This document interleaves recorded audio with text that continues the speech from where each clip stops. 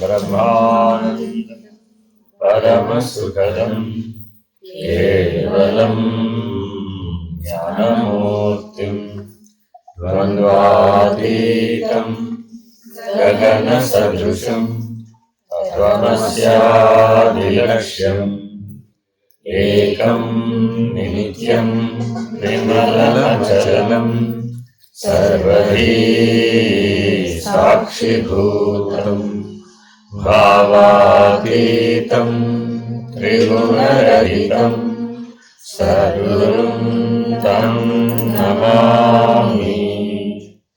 नमो ब्रह्मादिभ्यो ब्रह्मविद्या साम्प्रदायकर्तृभ्यो वंशऋषिभ्यो महाभ्यो नमो गुरुभ्यः। सर्वोपप्लवरहित प्रज्ञानघन प्रत्यगद्धो ब्रह्मैवाहमस्मि। अहं पदार्थरहितः सदाशिवसमारम्भाम् व्यासशङ्करमध्यमाम् अस्मदाचार्यपर्यन्ताम् वन्दे गुरुपरम्पराम्। हरि ओम् श्रीगुरुभ्यो नमः। हरि ओम्। ॐ निर्भयानन्दाय विद्महे अचलपरिपूर्णाय धीमहि तन्नो प्रचोदयात्। ॐ साईश्वराय विद्महे सत्यदेवाय धीमहि तन्नः सर्वः प्रचोदयात्। ॐ तत्पुरुषाय विद्महे महादेवाय धीमहि तन्नो रुद्रः प्रचोदयात्। ॐ सद्गुरुरूपाय विद्महे ज्ञानबोधामृताय धीमहि तन्नो श्रीव्यासः प्रचोदयात्। हरि ओम् श्रीगुरुभ्यो नमः। हरि ओम्। అపరోక్షానుభూతి జ్ఞానోపదేశం విచారణ చేస్తున్నాం మనం ఇప్పటి వరకు. సాధన చతుష్టయ సంపత్తి, దానినే వైరాగ్య చతుష్టయమని, తరువాత జ్ఞానం పొందడానికి, వివేకం పొందడానికి విచారణ ఎలా చేయాలి, విచారణా విధానం. ఆ తదుపరి స్వరూప జ్ఞానం అంటే ఏమిటి, ఆత్మజ్ఞానం అంటే ఏమిటి నిర్ణయంగా తెలుసుకున్న తర్వాత ఆత్మానాత్మ వివేకం, మానవ జీవిత లక్ష్యమైనటువంటి ఉత్తమ వివేకం ఆత్మానాత్మ వివేకం. ఆ ఆత్మానాత్మ వివేకంతో అతడు సర్వబంధాన్ ప్రముచ్యతే, సర్వబాధాన్ ప్రముచ్యతే. సకల బంధములు, సకల బాధలు నివర్తించబడతాయి ఈ ఆత్మానాత్మ వివేకంతో. అటువంటి ఆత్మానాత్మ వివేకం పొందాలి అంటే తప్పక జ్ఞానోపదేశం ఉండాలి. ఆ ఉపదేశం వలన పురుషుడెవరో తెలుసు. ఎందుకనిట పురుషుడే కారణం. కార్యకారణ వివేకంలో కారణం ఎవరయ్యా అంటే పురుషుడే కారణం, ప్రకృతి కార్యం. ఆయన సకల బ్రహ్మాండాన్ని పరిశీలించాం, సకల సృష్టిని పరిశీలించాం. రెండే కనబడుతున్నాయి. ఒకటేమిట పురుషుడు, కారణస్వరూపుడైన పురుషుడు, కార్యస్వరూపమైన సృష్టి. ఇంతే, ఇంతకు మించి మూడవది లేనే లేదు. అనేకత్వం లేదు. ఎక్కడికి ఆగిపోయింది ఇప్పుడు? 1 2 ఫినిష్డ్ అయిపోయింది అంతే. ఇక 3 లేదు, 4 లేదు, 40 లేదు, 440 లేదు. అర్థమైందండి? కానీ ఇప్పుడు మానవుడికి ఎలా తోస్తున్నాయట? అనేకత్వం తోస్తుంది. బహూనాం జన్మనాం అంటే దానికి కారణం ఏమిటయా అంటే నువ్వు ఆల్రెడీ అనేక జన్మలలో తిరిగి రావడం వలన, అన్ని జన్మలందు పోగు చేసుకొచ్చుకున్నటువంటి జ్ఞానాజ్ఞానాల వలన, ఆ జ్ఞానాజ్ఞానాలు సంస్కార రూపంలో ఉండటం వలన, ట్రైట్ రూపంలో ఉండటం వలన, టెండెన్సీస్ రూపంలో ఉండటం వలన, వాసనల రూపంలో ఉండడం వలన నీ లోపల నీకే అంతఃస్ఫురణ రూపంలో ఉండటం వలన అవి నీకు అలా చూస్తున్నాయి. కానీ వాస్తవానికి సృష్టి మొత్తం ఏక ద్వి అయిపోయిందంతే. తర్వాత బహు లేదు. ఏమిటయ్యా ఏకాద్వి? మొదటివాడెవడు? పురుషుడు. రెండవది ఎవడు? ప్రకృతి. ఫినిష్డ్. ప్రకృతించ పురుషంచ అంతే. తర్వాత చెప్పడానికి లేదు. అడిగా నువ్వు నేను అంతే. నేనన్నాడండి పురుషుడు, నువ్వు అన్నావండి ప్రకృతి.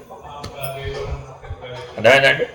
దీనికి కర్మరూప బ్రహ్మోపాసనలో వేడుకగా వివాహం అయిన తర్వాత నూతన వధువు అన్నింటికి తీసుకొస్తారు గృహప్రవేశాన్ని. లోపలికి రావాలంటే వాళ్ళు పేర్లు చెప్పాలి. అందరూ పేర్లు చెప్పండి, మీరిద్దరూ పేర్లు చెప్పాలి, అందరికి వెనపడేటి చెప్పాలి అంట. పైగా తెల్లవారుజామున వీళ్ళు అప్పటికి ఆల్రెడీ 12 గంటలు ప్రయాణం చేసి వస్తారు. ఆ మధుపర్కాలతోనే వస్తారంటే ఆ దీక్షా వస్త్రాలు విడవకుండానే వస్తారు. వస్తే ఆ నిద్రమత్తులో ఇప్పుడు వీళ్ళు లోపలికి వచ్చే ముందు వీళ్ళు ఆల్రెడీ ముందు రెడీగా ఉంటారు. ఇక్కడ రెడీగా ఉండి ఆ ఎర్ర నీళ్ళతో దిష్టి తీస్తారండి. ఏమిటి ఎర్ర నీళ్ళతో దిష్టి తీయడం తెలుసా మీకు? రజోగుణాన్ని విడిచి రమ్మండి లోపల. ఆ వచ్చే వధూవరులు ఎవరు? దీక్షాపరులు. ఈ దీక్షాపరులు అక్కడ దీక్ష తీసుకుని మధ్యలో ప్రయాణం చేసినప్పుడు ఆ కదలిక వల్ల వాళ్ళలో రజోగుణం పెరిగిందట. ఆ రజోగుణాన్ని విడిపించడానికి ఎర్రనీళ్లతో దిష్టి తీసే విధానాన్ని కర్మరూప బ్రహ్మోపాసనలో పెట్టారు. ఎంత తెలివైన వాళ్ళు. చూడమ్మా, ఇదిగో నీ లోపల రజోగుణం అంతా పోయింది. వాళ్ళు చూపెట్టి పడేస్తారండి. అర్థమైందండి? ఇంకేం చేస్తారు? తిప్పే ముందు చూపెట్టరు. వెళ్ళని రెడీగా చేసి పెట్టు. అందులో ఆల్రెడీ వాడు పసుపు కుంకం కలిపి రెడీగా పెట్టుకుని ఉంటాడు. ఏం చేస్తాడు? పైగా ఇలా తిప్పేసి ఇదిగో నీ లోపల రజోగుణం ఎంత ఎర్రగా ఉందో తెలుసా, పోయింది అని చెట్టులో పోసేస్తాడు. పోసే ముందు ఏం చేస్తాడో తెలుసా? దాంతో బొట్టు పెట్టు. ఏమిటండి బొట్టు పెట్ట? ఆల్రెడీ వాడు కళ్యాణ కలకం ఉందిగా. అంటే అర్థం ఏమిటి? ఆయన నువ్వు భృగుటిలో చూపు నిలపాలంటే ఈ రజోగుణాన్ని విడవాలి. నూతన గృహప్రవేశం, నూతన జీవితంలో ప్రవేశించాలంటే ఆ రజోగుణాన్ని విడిచి నువ్వు నూతన జీవితంలో ప్రవేశించు. చెప్పకనే చెప్తున్నాడు. ఇంకేం చేశాడు? ఆగా కొబ్బరికాయ కొట్టాలి. వాళ్ళకి కొబ్బరికాయ ఇలా తిప్పేసి 3 సార్లు తిప్పేసి కొబ్బరికాయ కొట్టాలి. ఎవరన్నా కొబ్బరి చెప్పాలి, తీసుకోవాలి. ఏమిటండి ఆ కొబ్బరి చెప్ప? నీలో ఉన్న అహంరా బాబు. ఆ సాత్వికమైన అహాన్ని కూడా విడిస్తేనే నీకు నూతన జీవనం లభ్యమవుతుంది, దివ్య జీవనం లభ్యమవుతుంది. దివ్య జీవనంలో ప్రవేశించేవాడిని ఎవరో మీ పేరు చెప్పనంట. నిజానికి ఇది అర్థమైతే ఏమని చెప్పి ఉండాలి? పార్వతీ పరమేశ్వరులు వచ్చాం తలుపు తీయండి అని ఆలి. వాస్తవానికి ధర్మంలో ఇది ఉద్దేశ్యం. కానీ వీళ్ళు ఏమిటో 33 వంకరలు తిరిగిపోతారు. ఈ వినేవాళ్ళు 66 వంకరలు తిరిగిపోతారు. అదేదో వేడుక అయిపోయినట్టు బ్రహ్మాండం బదలేదు. పైగా ఈవిడ జీవితంలో వాళ్ళు ఆయన పేరు చెప్పవలసి వచ్చినప్పుడల్లా అదే 33 వంకరలు గుర్తు తెచ్చారు. ఎప్పుడన్నా అడగనివాడు, ఏమంటే మీ ఆయన పేరేంటమ్మా? అంతే, చెప్పలేదు. ఎందుకని? అది గుర్తొస్తుంది. ఆలోచించండి, ఎక్కడో ఏం జరిగిపోయింది. ఇద్దరు పార్వతీ పరమేశ్వరులని అంతమంది సమక్షంలో రోడ్డు మీద నిలబడి చెప్తాం. ఇంట్లోకి రానేమో పార్వతీ పరమేశ్వరులు అంటేనే లోపల నానించేది. కానీ పొరపాటునైనా పార్వతీ పరమేశ్వరులు అన్న సందర్భం ఒకటి చెప్పండి. లేదే. ఎందుకని? బుర్రలేదు, అంతరార్థం తెలియదు, ఎందుకు చేస్తున్నామనేటటువంటి విచారణ లేదు, వివేకం. అందువల్ల ఏమైపోయింది? అన్నీ చేసేసాం, ఇందులో ఏం చేయలేదు. జన్మ నుంచి ఇప్పటి వరకు షోడశ సంస్కారాలు ఏం మిగిలిందంటే చివరిలో అవడే మీరు నీళ్ళలోనే అయిపోయినాయి ఆలోచన. అది ఎట్టాగా నువ్వు చేసేది కాదు, నీ తర్వాత వాడు చేశాను. మరి ఇప్పుడు ఈ 15 సంస్కారాలు పూర్తయిపోయినా ఎందుకు నీకు పూర్ణత్వం రాలేదు అంటే జ్ఞానపూర్వక కర్మాచరణ చేయలేదు, అందువల్ల రాలేదు. అందువల్ల అసలు వాస్తవంగా ఈ సృష్టి అంతా ఎవరున్నారట? కారణస్వరూపంగా పురుషుడున్నాడు, కార్యస్వరూపంగా సృష్టి. అంతే. ఏమంటే పుట్టినప్పటి నుంచి ఏం చేశారండి మీరు ఎవరైనా అడిగారు అనుకోండి, సాధారణంగా ఏం చేస్తాడు? ఆత్మకథ అంతా చదువుతుంది. అది ఆత్మకథ కాదు. దేని కథ? జీవుడి కథ. అంతేగాని ఏ పురుషుడో తెలియదుగా, అది ఆత్మకథ ఎలా అవుతుంది? ఎవరికి వాళ్ళు ఏం చెప్తారు? నా ఆత్మకథ నేను రాయాలంటే ఒక ఆయన ఎవరో జైల్లో కూర్చొని రాసేట, ఈయన కూడా జైలు శిక్ష పడితే ఏం చేయాలో తెలియక ఆత్మకథ రాస్తాడు. అదేం ప్రయోజనం దానివల్ల? ఇవన్నీ నిష్ప్రయోజనం. అదేనండి. ఎప్పుడు అంటే ఇది అర్థం తెలుసుకోవాలట. పురుషత్రయం తెలిసిన వాడెవడో, ఆ కారణస్థితి తెలిసిన వాడెవడో వాడికి నిర్ణయంగా తెలిసిన. అది పురుషత్రయమా ఏకమా? చూడండి, వాళ్ళకి వెలికొచ్చింది. ఏమండి, పురుషుడు ఒక్కడా ముగ్గురా? మీరు ముగ్గురు అని చెప్పారు కదా. క్షరపురుషుడు అన్నారు, అక్షరపురుషుడు అన్నారు, పురుషోత్తముడు అన్నారు. ఎక్కడన్నారండి? మీ భగవద్గీతలు అన్నారు కదండి, మీ పరమాత్మ చెప్పాడు కదా. నాయన, నువ్వు నన్ను త్రివిధములుగా తెలుసుకోగలవు, నన్ను అలా తెలుసుకోగలవు అని చెప్పాడు ఆయన. నీ తెలివి ఇక్కడ వరకే ఉందనుకో, అక్కడ వరకే తెలుసుకుంటాం. అక్కడ వరకు ఉందనుకోండి, అక్కడ తెలుసుకుంటాం. అక్కడ దాకా ఉందనుకోండి, అక్కడ దాకా తెలుసుకుంటాం. అంటే అర్థమేమిటి? పిండాండం వరకే ఉంటే పిండాండ సాక్షిగా నన్ను తెలుసుకుంటాం. బ్రహ్మాండం వరకు ఉంటే బ్రహ్మాండ సాక్షిగా తెలుసుకుంటాం. విశ్వం వరకు కూడా ఉంటే విశ్వసాక్షిగా తెలుసుకుంటాం. నీ తెలివిని బట్టి నన్ను తెలుసుకోవడం. కాబట్టి నువ్వు ఎప్పుడు తెలుసుకున్నా కూడా నేనేవాడిని, ఎక్కడ నువ్వు నన్ను గుర్తించినా నేను పురుషుడిని. నాకు అన్యమైనదంతా కూడా ప్రకృతే. అందుకని ఆయన ఏమన్నారు? అహం మాం బీజ ప్రవర్తిత.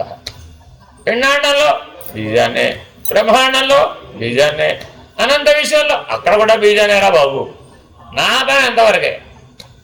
దాన్ని కాపాడే పని, పెంచి పోషించే పని, పెద్దదయ్యేటి చేసే పని, మళ్ళా ఫలాలు వచ్చేటి చేసే పని, మళ్ళా ఆ వ్యాపన ధర్మం నా ఉద్యోగం కాదు. అది ఎవరి పని? ఆవిడ పని. ఆవిడంటే వాళ్ళ ఆవిడ ఒకదండ బాబోయ్, ఎప్పుడు కాళ్ళు నొక్కుతూనే ఉంటుంది ఆవిడ. ఏ పని పడలేదు ఆవిడ పనిటే. చూడండి, అక్కడ ఏమైపోయింది? మళ్ళా నామరూపాలకు తగులుకున్నావు. ఎంతకాలమైతే నీకు నామరూపాల యొక్క జోలి విడిచిపెట్టదు, ఈ ప్రకృతి పురుషులనే స్మరణ రాదు. అదేనండి. అందుకని సకారము జీవాత్మ, అకారము పరమాత్మ. ఎంత తేలిగ్గా చెప్పేశాడండి. ఒక పక్కకు చూస్తే జీవాత్మ, మరో పక్కకు చూస్తే పరమాత్మ. ఎప్పుడు పరమాత్మ అనొచ్చుగా అన్న స్మరణ నీకు అంశతత్వంలో ఇస్తుంది. మధ్యలో జీవాత్మ అంటే ఎందుకు అయ్యేది? అసలు రెండింటినీ విడవచ్చు కదా. ఈ గొడవ ఎందుకు? ఈ క్షరాక్షరులను ఇద్దరిని విడిచి పురుషోత్తముడని అనవచ్చు కదా. ఇక్కడ వరకు ఎందుకు ఆగాలి? ఆ బిందు మధ్యలో ఆ పురుషోత్తముడు ఉన్నాడు, ఆ పరమాత్మ ఉన్నాడు. అందుకే ఉత్తమ మంత్రం ఏది? సోహం భావేన పూజ. ఉత్తమమైన పూజ ఏది? సోహం భావనే పూజ. కాబట్టి పూజ చేసిన వాళ్ళకు కానీ, పూజ చేయించిన వాళ్ళకు కానీ మిగిలేది ఏమిటో చెప్పండి. మిగిలేదేమిటి? తీర్థం ప్రసాదం అన్నారు అనుకోండి. అప్పుడేమైంది? కర్మ మార్గం కాదండి. ఆ పూజ చేయించిన ఆయనకి, ఈ పూజ చేసిన ఆయనకి మధ్యలో ఒక క్షణంలో లయం వస్తుందండి. ఇవాళ మీకు ఎక్కడో ఒక చోట లయం వచ్చిందండి, దండ జారిపడింది, అదే గుర్తు. అర్థమైందండి. చేసే వాళ్ళకు కానీ, చేయించే వాళ్ళకు కానీ భక్తి మార్గంలో లయస్థానం రాగానే తక్కువని దండ జారిపడు. అలా అంటే నీ యొక్క సూక్ష్మ యొక్క శరీరం, ఆ లోపల ఉన్న ఆర, నీలో ఉన్న చైతన్యం ఎలా వ్యాపిస్తుంది అనమాట. ఆ లయస్థితిలో వ్యవహారంలో ఉన్నప్పుడు కుంచుకుపోతుంది, లయస్థితిలో ఉన్నప్పుడు ఇలా వ్యాపిస్తుంది. ఎంత దూరం వ్యాపిస్తుందో చూడొచ్చు మనం. మనకు దర్శనంలో కనబడతా ఉంటుంది అనమాట, తెలివి ఉంటే. లేకపోతే అంతే, అలా వెళ్ళి వెళ్ళి వెళ్ళి వెళ్ళి వెళ్ళి వెళ్ళి దానికి అనుకూలమైన దాని మీద ప్రభావితం, అక్కడ పరిణామం వస్తుంది, అక్కడ ఫలితం వస్తుంది. ఇప్పుడు దండ పడేసిన ఆయన ఎవరు? ఎవరు ఎవరు కార్యం. అది గుర్తుపెట్టుకోవాలంటే కార్యం. అది కార్యం అంతా ఎవరి పని? ప్రకృతి. కారణం ఎవరు? పురుషుడు. అక్కడే ఉన్నాడు. రెండు వేరు వేరు చోట్ల లేవు ఇప్పుడు. అక్కడ పురుషుడు అక్కడే ఉన్నాడు, ప్రకృతి కూడా అక్కడే ఉంది. కానీ మనం దేనికి ప్రాధాన్యత ఇచ్చాం? దండ పడితేనే బాబు, బాబా వర్ణాలు. దండ పడితేనే బాబా వర్ణాలు. బుర్ర తక్కువ. అయ్యో చివరికి ఎక్కడ దాకా తెచ్చేసాం భగవంతుడు ఉన్నాడని చెప్పాలంటే. ఎందుకని జీవుడు దేహమే నేను, ఏదో ఒక నిరూపణ చూపెట్టచ్చు కదండి, ఆధారం ఉండాలి కదా దేవుడు ఉన్నాడని చెప్పడానికి. నాకు అప్పుడప్పుడు సందేహం వచ్చేస్తుండే దేవుడు ఉన్నాడా లేడా అని. అప్పుడప్పుడు దేవుడు ఇలా చూపిస్తూ ఉండాలి.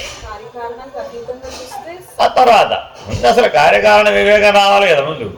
అందుకని ఉపదేశం అంటే ఏమిటి? కార్యకారణ వివేకం. ఏమిటయ్యా కార్యకారణ వివేకం అంటే? కారణంబు పురుషుడు, కార్యంబు ప్రకృతి, అరసి చూడగా నీవే సాక్షివి కదా. వివేకం అంటే ఏమిటి? సాక్షి. కార్యకారణ వివేకం అర్థమైందండి. అంటే అర్థం ఏమిటి? కారణంబు పురుషుడు, కార్యంబు ప్రకృతి, అరసి చూడ అంటే నిర్ణయంగా చూస్తే నీవే సాక్షివి కదా. ఇప్పుడు సాక్షిని ఎలా నిర్వచించాడు? ఇప్పుడు అంటే అయిపోయింది, ఒక్క మాటతో తేల్చేస్తుంది. అచల సిద్ధాంతంలో కార్యకారణ వివేకం అంటే ఈ ఒక మాట చెప్తారు. కారణంబు పురుషుడు, కార్యంబు ప్రకృతి, అరసి చూడ నీవే సాక్షివి, సాక్ష్యతీతంబు కదా. అంతే కదా మరి, లేకపోతే కలిసిపోతావు. సాక్షానంగానే మన పురుషుడు కలిసిపోతావు, అది వచ్చిన చిక్కు. అందుకని మిగలుతాడు అక్కడ. సాక్షివీవు సాక్ష్యతీతంబువీవు అంటాడు, తెగొట్టేస్తాడు అక్కడ. మరి అద్వైతంలో అలా చెప్పేస్తే అయిపోతున్నాడు అవదుగా. ఎందుకని ఇదే నిర్ణయం కాలేదుగా. కారణంబు పురుషుడు, కార్యంబు ప్రకృతి అంటేనే ఒప్పుకోవే. ఏమంటావు? వాళ్ళ వంట ఎంత బాగా కుదిరిందో తెలుసా? ఎవరండి కుదిర్చింది? ఎవరండి కుదిర్చింది? ఎవరు కుదిర్చారు? అది కార్యమా కారణమా? బాగా కుదిరింది అంటున్నావు అంటే ఎక్కడ అది? కార్యం అంటే ఎవరి పని? ప్రకృతి పని. అంతేనా కదా? మరి కార్యం కనబడేప్పుడల్లా ఎవరిని గుర్తించాలట? కారణము పురుషుడు. అంతేనా కదా? అరసి చూడ సాక్షివీవు. అలా మర్చిపోకూడదు. అందులో చేరిపోతుంటావు, ఎక్కడికక్కడ అందులో చేరిపోతుంటావు. ఇట్లా జాగ్రత్తగా ఉండమని హెచ్చరిస్తూ సర్వం పురుషయేవేతి సూక్తో పురుష సంగీతే. ఇది అయిపోయిందండి. 36. అసంగ పురుష ప్రోక్తో బృహదారణ్యకే అసిచ అనంతమల సంశ్లిష్ట కథం స్యాత్ దేహకః పుమాన్. అక్కడ ఇక్కడ ఒకే మకుటం. ఏమిటండి అది? కథం స్యాత్ దేహకః పుమాన్. ఎక్కడుందో చెప్పవయ్యా ఈ దేహం అనేది? దేని దేహం అంటున్నావు అసలు నువ్వు? పురుషుని దేహం అంటున్నావా? ప్రకృతిని దేహం అంటున్నావా? కారణం దేహం అంటున్నావా? కార్యదేహం అంటున్నావా? అదేనండి. ఉంటే నీ దగ్గర ఏమున్నాయి? అయితే కారణదేహం, లేకపోతే కార్యదేహం. దాని అవతల మహాకారణం. ఆ మహాకారణంలో ఈ కారణదేహము లేదు, ఈ కార్యదేహము లేదు. అసలు కారణ కార్యములే లేకపోతే భోగ శరీరం ఎక్కడా? మన గొడవ ప్రయాణం ఎక్కడ మొదలుపెట్టాం? భోగ శరీరం దగ్గర మొదలుపెట్టాం. కారణదేహం అంటే ఏమిటి? పురుషుడు. కార్యదేహం అంటే ఏమిటి? సూక్ష్మ శరీరం. అదేనండి. కారణదేహంలో ప్రజ్ఞాస్వరూపుడు. ఆ పురుషుడు ఎటువంటి వాడు? ప్రజ్ఞాస్వరూపుడు. వాడికి చీకటి ఎక్కడ ఉంది?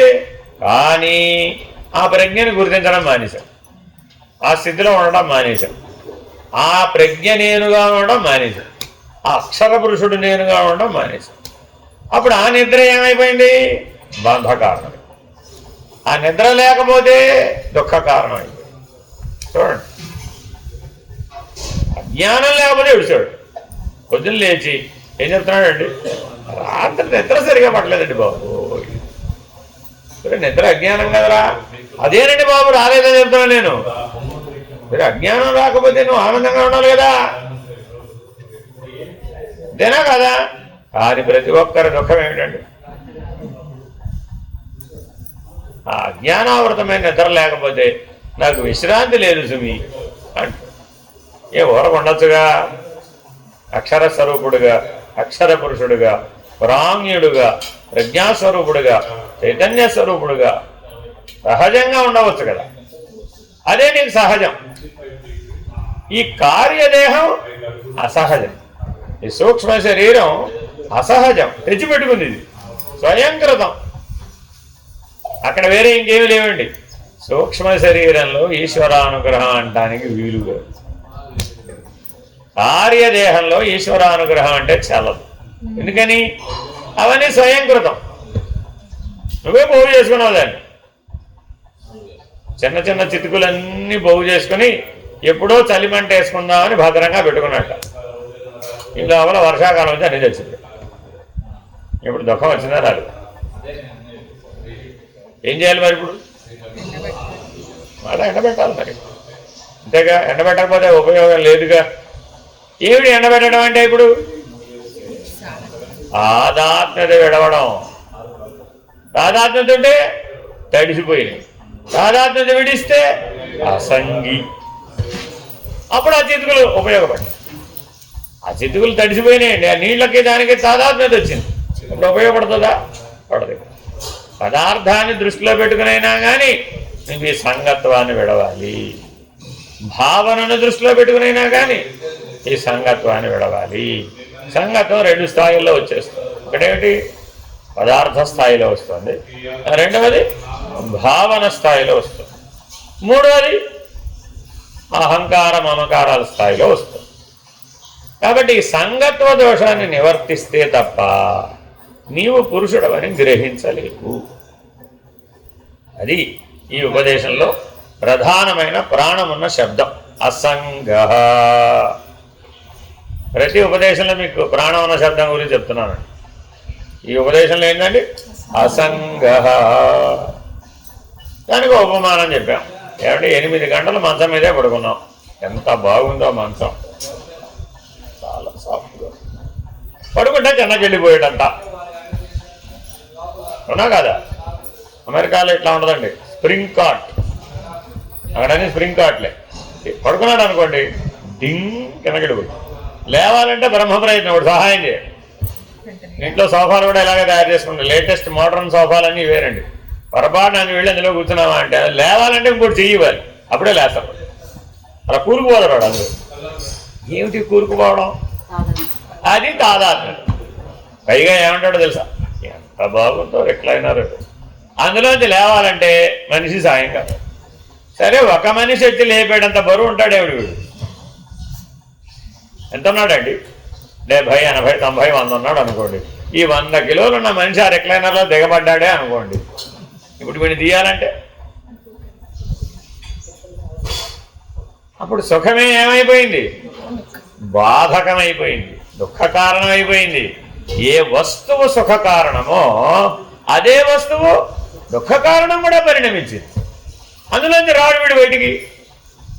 ఇప్పుడేమైపోయింది? అది ఎట్టా నేను ఇందులోంచి బయటపడేది? ఒరే, కూర్చునే ముందు నీ సైజ్ ఎంత, ఆ కుర్చీ ఎంత, అది ఏమైపోదో ఆలోచించి కూర్చోవాలా వద్దా అని వచ్చిన వాళ్ళందరూ వాడికి సహాయం చేయకపోగా ఏం చేశారు? బాత్ చేశారు, విచారణ చెప్పారు. బాత్ చేస్తారా చేయరా? మేలుకొలుపుతారా లేదా? ఇప్పుడు వాడికి దుఃఖం మరింత పెరిగిందా తగ్గిందా? ఇంకొక ఆవిడ వచ్చి, వాళ్ళ అమ్మమ్మ వచ్చింది, సానుభూతి. అయ్యో దిగబడిపోయావేట్రా నువ్వు అని సానుభూతి చూపెట్టింది. ఇంకా వాడికి దుఃఖం పెరిగిపోయింది.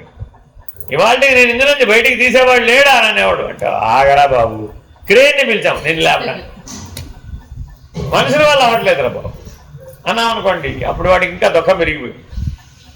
ఏమిటండి బాబు అంటే మనకు తెలియకుండానే కూరుకుపోవడం అనేది ఎంత పని జరుగుతుందయ్యా. ఈ సత్యం తెలియజెప్పడానికి విగ్రహాలకు అధివాసం చేయిస్తాం. అది ప్రతీకాత్మకం. మనం ఏం చేస్తాం? విగ్రహాలు లేపాలండి. ఏం కావాలి? మనం ఏం కావాలి? అరే మనుషులు లేపేయచ్చు కదా. అయ్యా, ఈ మనుషులు కలివయ్యేదేనండి అన్నావా లేదా? మరి అక్కడి నుంచి ఎవరు తెచ్చారు?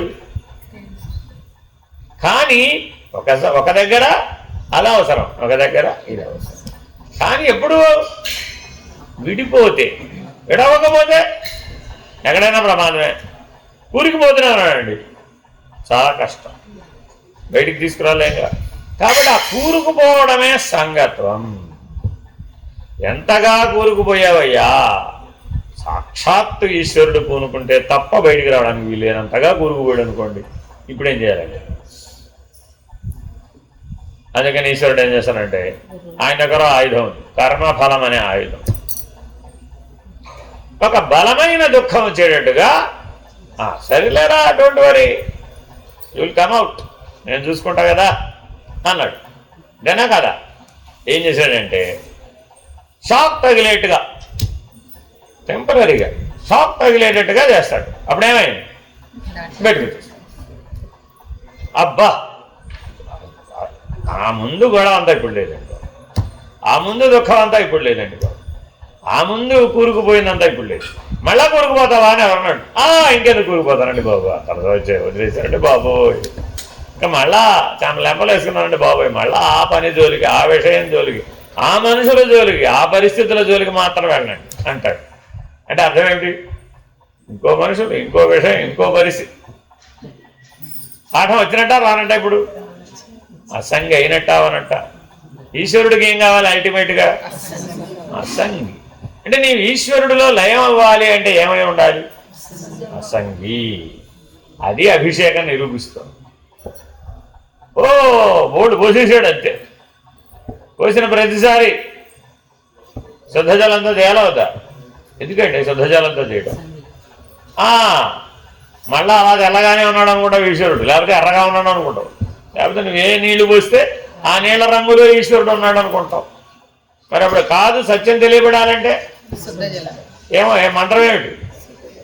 శుద్ధజలానికి మంత్రం ఏమిటి? ఆపోహిష్టామయోభవస్థాన ఊర్జే దధాతన. ఊర్జే దధాతన అంటే అర్థం ఏమిటి? ఆ పైన ప్రకాశం రమైన ఈశ్వరుడు, వాడిని నువ్వేం చేసావు? గుప్పెడు చేసావు. పైగా ఏం చేసావు? బిందెడు పసుపు పోసావు, బిందెడు కుంకుమ పోసావు, బిందెడు పాలు పోసావు. ఇష్టం పోసిన ప్రతిసారి అన్నాడు, ఒరే మళ్ళీ మునిగిపోతున్నారా బాబోయ్. ఆయన మునిగిపోవట్లేదురా నాయన. ఆపోహిష్టామయ హోతాను మహేరణాయ చక్షసే. ఆయన ఎవరయ్యా? దివ్యచక్షు, సూర్యుడేరా బాబు. ఎక్కడో భ్రాంతి పాలైపోతున్నారు నాయన. అందుకని పంచామృత మంత్రాలలో చెప్పినప్పుడు అంతా కర్మ సహితంగా, భక్తి సహితంగా ఉంటుంది. నిజమేనండి? అక్కడంతా ఆ ఫలితం వస్తుంది, ఈ ఫలితం వస్తుంది, నువ్వు అలా అవుతావు, నువ్వు ఎలా అవుతావు అని అందులో మంత్రాలు రాశాడు. కానీ పక్కన ఏం చేశాడు? మళ్ళీ వెంటనే మేలుకోదు, ఒరే అందులో మునిగిపోమాట్లాడు. కాబట్టి జాగ్రత్తగా కర్మైనా, ముక్తి అయినా, యోగమైన, జ్ఞానమే అయినా అసంగి వెరీ వెరీ ఇంపార్టెంట్. కాబట్టి జ్ఞాన మార్గాల్లో పరిణామం, పురోగతి ఎప్పుడు వస్తుంది? అసంగ. Very very important. ఏ ఒక్క అంశంలో సంగత్వం మిగిలినా పునః జన్మ తప్పదు. చాలా బాగా పరిశీలించాలట. నువ్వు గింజంత ఎంత కావాలండి? దీనికి ఉపమానం చెప్తాం, మీకు అర్థమైపోతుంది. అంత్యేష్టి నిర్వహిస్తూ ఉంటామండి. నాయన తర్పణాలు అయిపోతాయి, ఆ నువ్వులను దులిపేసుకోను ఆయన. పట్టదాకా నువ్వులు పట్టుకో విడిచిపెట్టు, నువ్వులు పట్టుకో విడిచిపెట్టాడు. చేతికి ఎన్నో ఒకటో రెండో మూడు అంటుకుంటాయండి. సరిగా కడపా నువ్వులు. ఎందుకని? అసంగ. తర్వాత సర్వదేవత దగ్గర అన్నం పెట్టాలండి. ఇతను తర్పణాలు అయిపోగానే వచ్చేం చేయాలి? సర్వదేవస్థానంలో కూర్చున్న బ్రాహ్మడికి అన్నం పెట్టాలండి. ఈ చేతికి నువ్వులుండి ఏమైంది? దాంతోనే వడ్డించాడు. ఇప్పుడు ఏమైంది? ఆ చేతులకు నువ్వులు మిగిలితే ఏమవుతుందని అడిగాడు. ఎన్ని నువ్వులు మిగిలితే అన్నిసార్లు కొట్టాల్సి వస్తుంది. కాబట్టి మరి నువ్వు గింజగా అంటుకునే లక్షణం ఉంది మనకి. చూసుకోండి, మీరేం లేకపోయినా చేత్త అన్నారనుకోండి, టక్కుమంది రెండో మూడో నువ్వులు అంటుకుంటాయి. ఎందుకంటే దానిలో ఆ తైలం పైనే ఉంటుంది అన్నమాట. అందులో నువ్వులు ఉంటాయి. ఆ నువ్వులలో ఉంటుందండి తైలం ఉంటుంది. ఆ తైలం యొక్క ప్రభావం చేత అంటుకూడదు అన్నమాట. సో అందుకని ఎక్కడెక్కడైతే అంటుకునేటటువంటి పరిస్థితులు కానీ, మనుషులు కానీ, కార్యములు కానీ, లక్షణాలు కానీ, ఏవైనా కానీ అంటుకుందంటే అందులోంచి ఒక జన్మ పుడుతుంది. నువ్వు గింజంతా కూడా అంటుకోకుండా జాగ్రత్త వహించాలి. సరే, ఇంతకీ నువ్వు గింజ మొలకెత్తుందా మొలకెత్తదా? మొలకెత్తుందా? మొలకెత్తుందా? నువ్వులు చల్లితే నువ్వు పంట వస్తుందండి. నల్ల నువ్వులు చల్లితే నువ్వు పంట వస్తుంది. అర్థమైందండి? కాబట్టి పురుషుడు ఎవరయ్యా అంటే నువ్వు గింజంతాట. వెంటనే అసంగహ పక్కన ఏమేశాడు? పురుష. పురుషుడు ఎవరయ్యా అంటే నువ్వు గింజంత ఉన్నట్ట నీలో. ఏదో జీవుడు జీవుడు జీవుడు జీవుడు అంటున్నావే, ఈ జీవుడు ఎంత ఉన్నాడయ్యా? నువ్వు గింజంత. మరి ఎలా పట్టుకుంటావు? 6 అడుగులు ఉన్నాయంటేనే పట్టుకోవడం కుదరదు, 60 కిలోలు ఉన్నాయంటేనే పట్టుకోవడం కుదరదు. ఈ 6 అడుగుల ఎత్తు 60 కిలోల బరువు ఉన్నటువంటి శరీరంలో నేను జీవుడు అనేవాడు నువ్వు గింజంత ఉన్నట్ట. ఇప్పుడు ఈ నువ్వు గింజంత ఉన్న నేను జీవుడిని నేను సూర్యుడు అనే అక్షర పురుషుడిగా మార్చాలంట. చిన్న పనే పెద్ద పనే? చిన్న పనే పెద్ద పనే? ఎంత సైజ్ అండి ఈయన? నువ్వు గింజంత. తెలుసా మీకు? ఎప్పుడన్నా నువ్వు చేయని దగ్గరికి వెళ్ళి చూసారా? గాలి వస్తే నువ్వులు ఎగిరిపోతుంటాయి. అది ఊరికే తప్పని వెళ్ళిపోద్దండి. అందుకని నువ్వు పంట సగమే వస్తుంది, సగం గాలి గుడ్డు. అర్థమైందండి?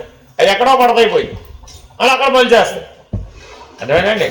అలాగే మరణ వేదనే జంఝామారుతంలో మనలో ఉన్న నువ్వులు కొట్టుకోదు, పోయి ఎక్కడ పడితే. కాబట్టి ఆ తర్వాత ఎక్కడ పుడతాడండి? ఏ మాతృగర్భంలో పుడతాడు?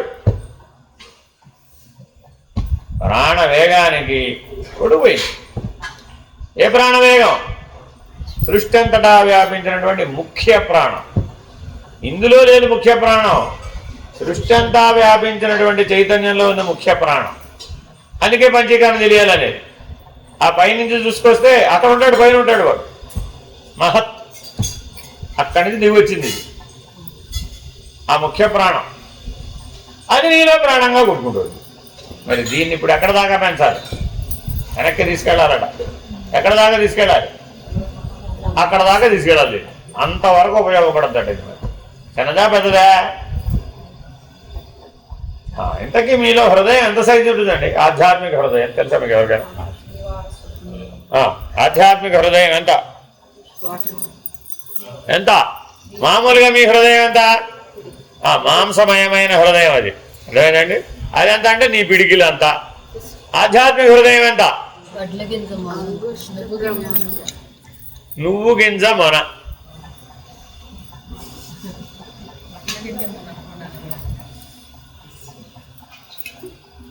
జీవుడెవరు? నువ్వు గింజ. నువ్వు గింజ మొలకెత్తడం చూసారు ఎప్పుడన్నా? అందుకే అంకుర ఆరోపణ చేసేటప్పుడు మొదట మొలకెత్తేవి ఆవాలు నువ్వులే, అందులో కలుపుతారు, కలిపి వేయిస్తారు. వేస్తే ఏమైంది? కర్ణాటక మొక్కలు వచ్చేస్తాయి. ఎంత వస్తుంది అంటే ఆ నువ్వు గింజలో ఉన్న మొలకంతటా నివార శోకం అంటే అది. మరీ నువ్వు గింజలో మొలకంటే మనం భూతద్దం పెట్టి చూడాలి, మైక్రోస్కోప్లో చూడాలని ఆ వడ్ల గింజ మొలకంత. ఎందుకని? ఆ అన్నం వల్ల కదా ఈ జీవుడు పోషించబడుతుంది, అన్నరసం చేతే కదా. అందుకని ఆ ఉపమానాన్ని నివార శోకం అంటే వడ్ల గింజమ్మన అనే దృష్టితో చెప్పారు. కానీ వాస్తవానికి ఇప్పుడు మనం దేని మీద దృష్టి పెట్టాలట? ప్రతిరోజు మేలుకొనేటప్పుడు నీ హృదయ స్థానంలో నుంచి ఈ నువ్వు గింజ మొలక ఎంత ఉందో, ఆ వడ్ల గింజ మొన ఎంత ఉందో అంత సన్నని చిన్నని ద్వారంలోంచి మేలుకుంటున్నాం ప్రతిరోజు. ఎందుకని? గాఢ నిద్రావస్థలు ఎక్కడ ఉంటున్నావు? హృదయ స్థానంలో. అక్కడి నుంచి మరి మేలుకోవాలా వద్దా? అదే అనుకరించడం అంటే. మరి ఎంత స్థానంలో వస్తున్నాడ? మైక్రోస్కోప్లో చూస్తే కానీ కనపడదు, అది మామూలుగా అలా కనపడదండి. ఓ అంత చిన్న ఉండగాడు, అంత చిన్న దాంట్లోంచి టకామని వ్యక్తమైపోతున్నాడు. నిద్రలో అవ్యక్తంగా ఉన్నాడు, మెలకువలో వ్యక్తంగా ఉన్నాడయ్యా బాబు. అసంగ పురుష ప్రోక్తో బృహదారణ్యకేసి చ అనంతమల సంశ్లిష్ట కథం స్యాద్దేహక పుమాన్. ఇన్ని వేల జన్మలలో ఈ అభ్యాసం చేశాడు అన్నాడు. ఏమండి ఈ అభ్యాసం అంత పర్ఫెక్ట్గా ఎలా వస్తున్నాడు రోజు? ఎన్ని వేల జన్మల నుంచో అభ్యాసం చేస్తున్నట్టు ఈ పని. కాబట్టి పర్ఫెక్ట్గా వచ్చేస్తున్నాడు. ఆ నిద్రపోవడం పర్ఫెక్ట్గా పోతున్నాడు, ఈ మేలుకోవడం కూడా పర్ఫెక్ట్గా మేల్కొంటున్నాడు. క్షరపురుషుడు. ఈ నిద్ర మేలకు ఎవరికి? క్షరపురుషుడు. అక్షర పురుషుడికి ఇవి లేవు, సృష్టి స్థితులు అయ్యారు. అక్కడేమున్నాయంటే సృష్టి స్థితులు అయ్యారు, ఇక్కడేమున్నాయంటే మెలకువ కల నిద్ర. బృహదారణ్యకోపనిషత్తులో కూడా పురుషుడు అసంగుడు అని చెప్పారు. అంతులేని ఏమిటండి ఇది? అనంతమల, అనంతమలములతో. ఎంతుందండి మలదోషం? అనంతం. పాపాలతో మనకు అర్థం కాదని కూడిన ఈ దేహం పురుషుడు ఎట్లా అవుతుంది? మీకు తెలుసా తెలీదు? తల్లి గర్భంలో పిల్లవాడికి గోళ్ళు ఏర్పడతాయా ఏర్పడవా? గోళ్ళు ఏర్పడతాయా ఏర్పడవా?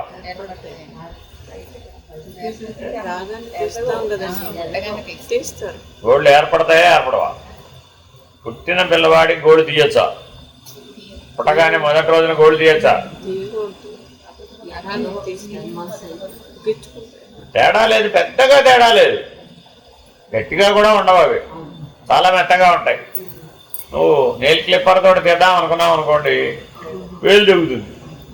అర్థమైందండి? మరి ఎప్పటికి? ఎప్పటి వరకు? ఎప్పటి వరకు ఏమో నాకు తెలీదు. ఎప్పటి వరకు? వాడు గుప్పిడిట మూడ్చుకునే ఉంటాడండి. అర్థమైందండి? గోడు చేయాలంటే వీలు కాదు, అవునా కదా? నామకరణం ఎప్పుడు? నామకరణం ఎప్పుడు? 12 రోజులకి జాతాశౌచం, మృతాశౌచం, ఏదైనా 12వ రోజుకి అయిపోతుంది. అర్థమైందండి? 12వ రోజున వాడి గుప్పిళ్ళు ఇలా వాళ్ళ అమ్మ ఇప్పుతుందట.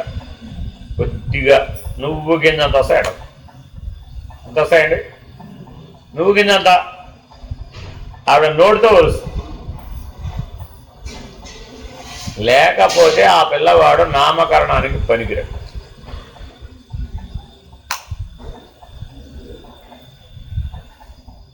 శౌచానికి గోళ్ళు, అందుకే మంగళ స్నానాలు చేయిస్తారు, అవునా కదా? ప్రతి చోట చూడండి. ఆ మంగళ స్నానంలో ఉపనయనం ఉందండి, ఎప్పుడేం చేస్తాం? పంచశిఖలు పెడతారు, గోళ్ళు తీసేస్తారు, అని తీసేస్తారు. లేకపోతే ఉపనయనానికి అర్హుడు కాదు. అలాగే వివాహం అక్కడైనా అంతే. ఎందుకు ఇవి తీయాలండి? వై వై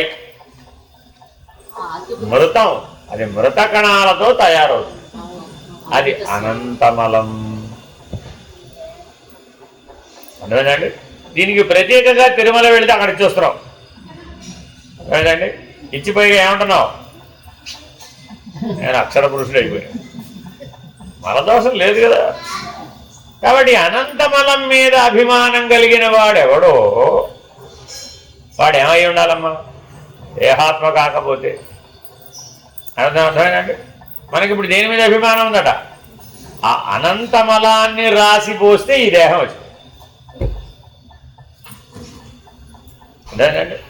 కఠినమైనటువంటి వాటిలో పృథ్వీ పంచకంలో ఏమన్నాయండి?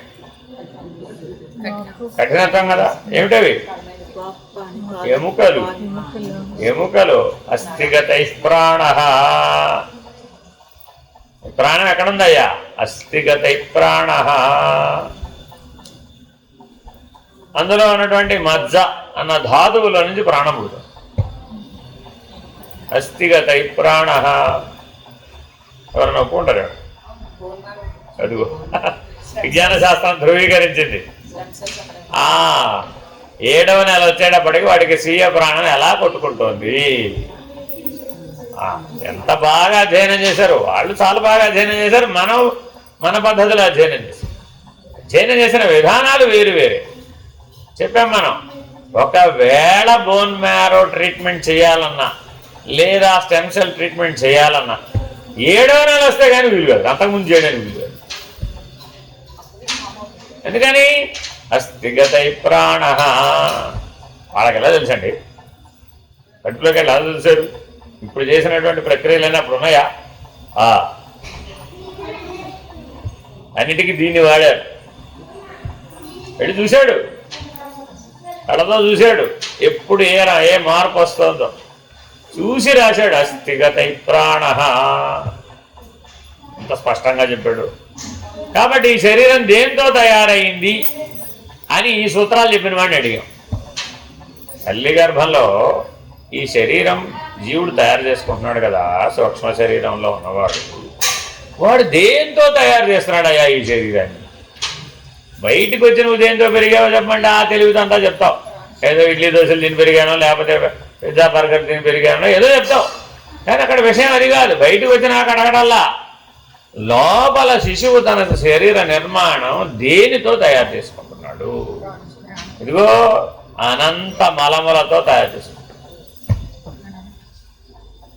ఆ అనంత మలములనే దోషంలో నుంచి విడిపడడానికి ఎట్టి శరీరం కావాలో అట్టి శరీరాన్ని తయారు చేస్తున్నాడు. ఇప్పుడు క్షరపురుషుడికి వివేకం ఉన్నట్టా లేనట్టు? ఎంత వివేకం ఉందో!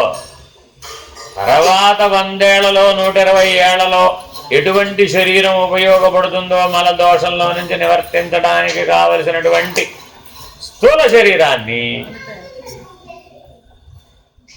కానీ మనమెవరిని పురుషుడు అంటున్నాం? ఇప్పుడు ఇంతకీ శరీరాన్ని నేను అంటున్నాం. అయ్యయ్యో, అది అనంత మల సంగ్రహం కదా, అందులో ఏం లేదు, అంతా మృతం. అది అమృతం కాదు, అనంత మలములనే కూడిక సమూహం. అది అర్థమైందండి? 120 ఏళ్లలో నీకు ఏ శరీరాంగాలలో ఏ అంగానికి వ్యాధి వస్తుందో చెప్పగలరు? రాదా? ఎందుకు వచ్చింది? పూర్వజన్మ పాపేణ వ్యాధి రూపేణ పీడిత. హోల్సేల్గా చెప్పేశాం. అర్థమైందండి? కాళ్ళ నొప్పి వచ్చింది, దానికి అదే కారణం. గుండె నొప్పి వచ్చింది, దానికి అదే కారణం. బ్రెయిన్లో ట్యూమర్ వచ్చింది, దానికి అదే కారణం. అదేనండి? అసలు తగ్గనటువంటివి వచ్చినాయి, చాలా ఉన్నాయి మన దగ్గర లిస్టు. ఎక్కడి నుంచి వచ్చినాయి? ఈ అనంతమలం అనే సమూహంలో నుంచి ఆ మలదోషం నివర్తించబడడానికి వ్యాధి రూప అనుభవం ఏర్పడుతుంది. అంటే ఇప్పుడు మనం అది వచ్చినప్పుడు సాక్షిగా ఉండాలంటావా? బాగా ఏడవాలంటావా? పక్కన ఉన్నవాడు కూడా బాగా ఏడవాలంటావా? అసలు ఈ దృష్టి లేదు మనకి. ఏది పురుషుడు ఏది ప్రకృతి అన్న దృష్టి లేకపోవడం వలన అసలు దేహం ఎలా తయారవుతోంది అనే వివేచనే లేదు. అవునమ్మా. కాబట్టి క్షరపురుషుడికి ప్రకృతి సంగతి తెలుసా తెలీదా? తెలియకపోతే నిర్మాణం అంటే చేశాడయ్యా బాబు.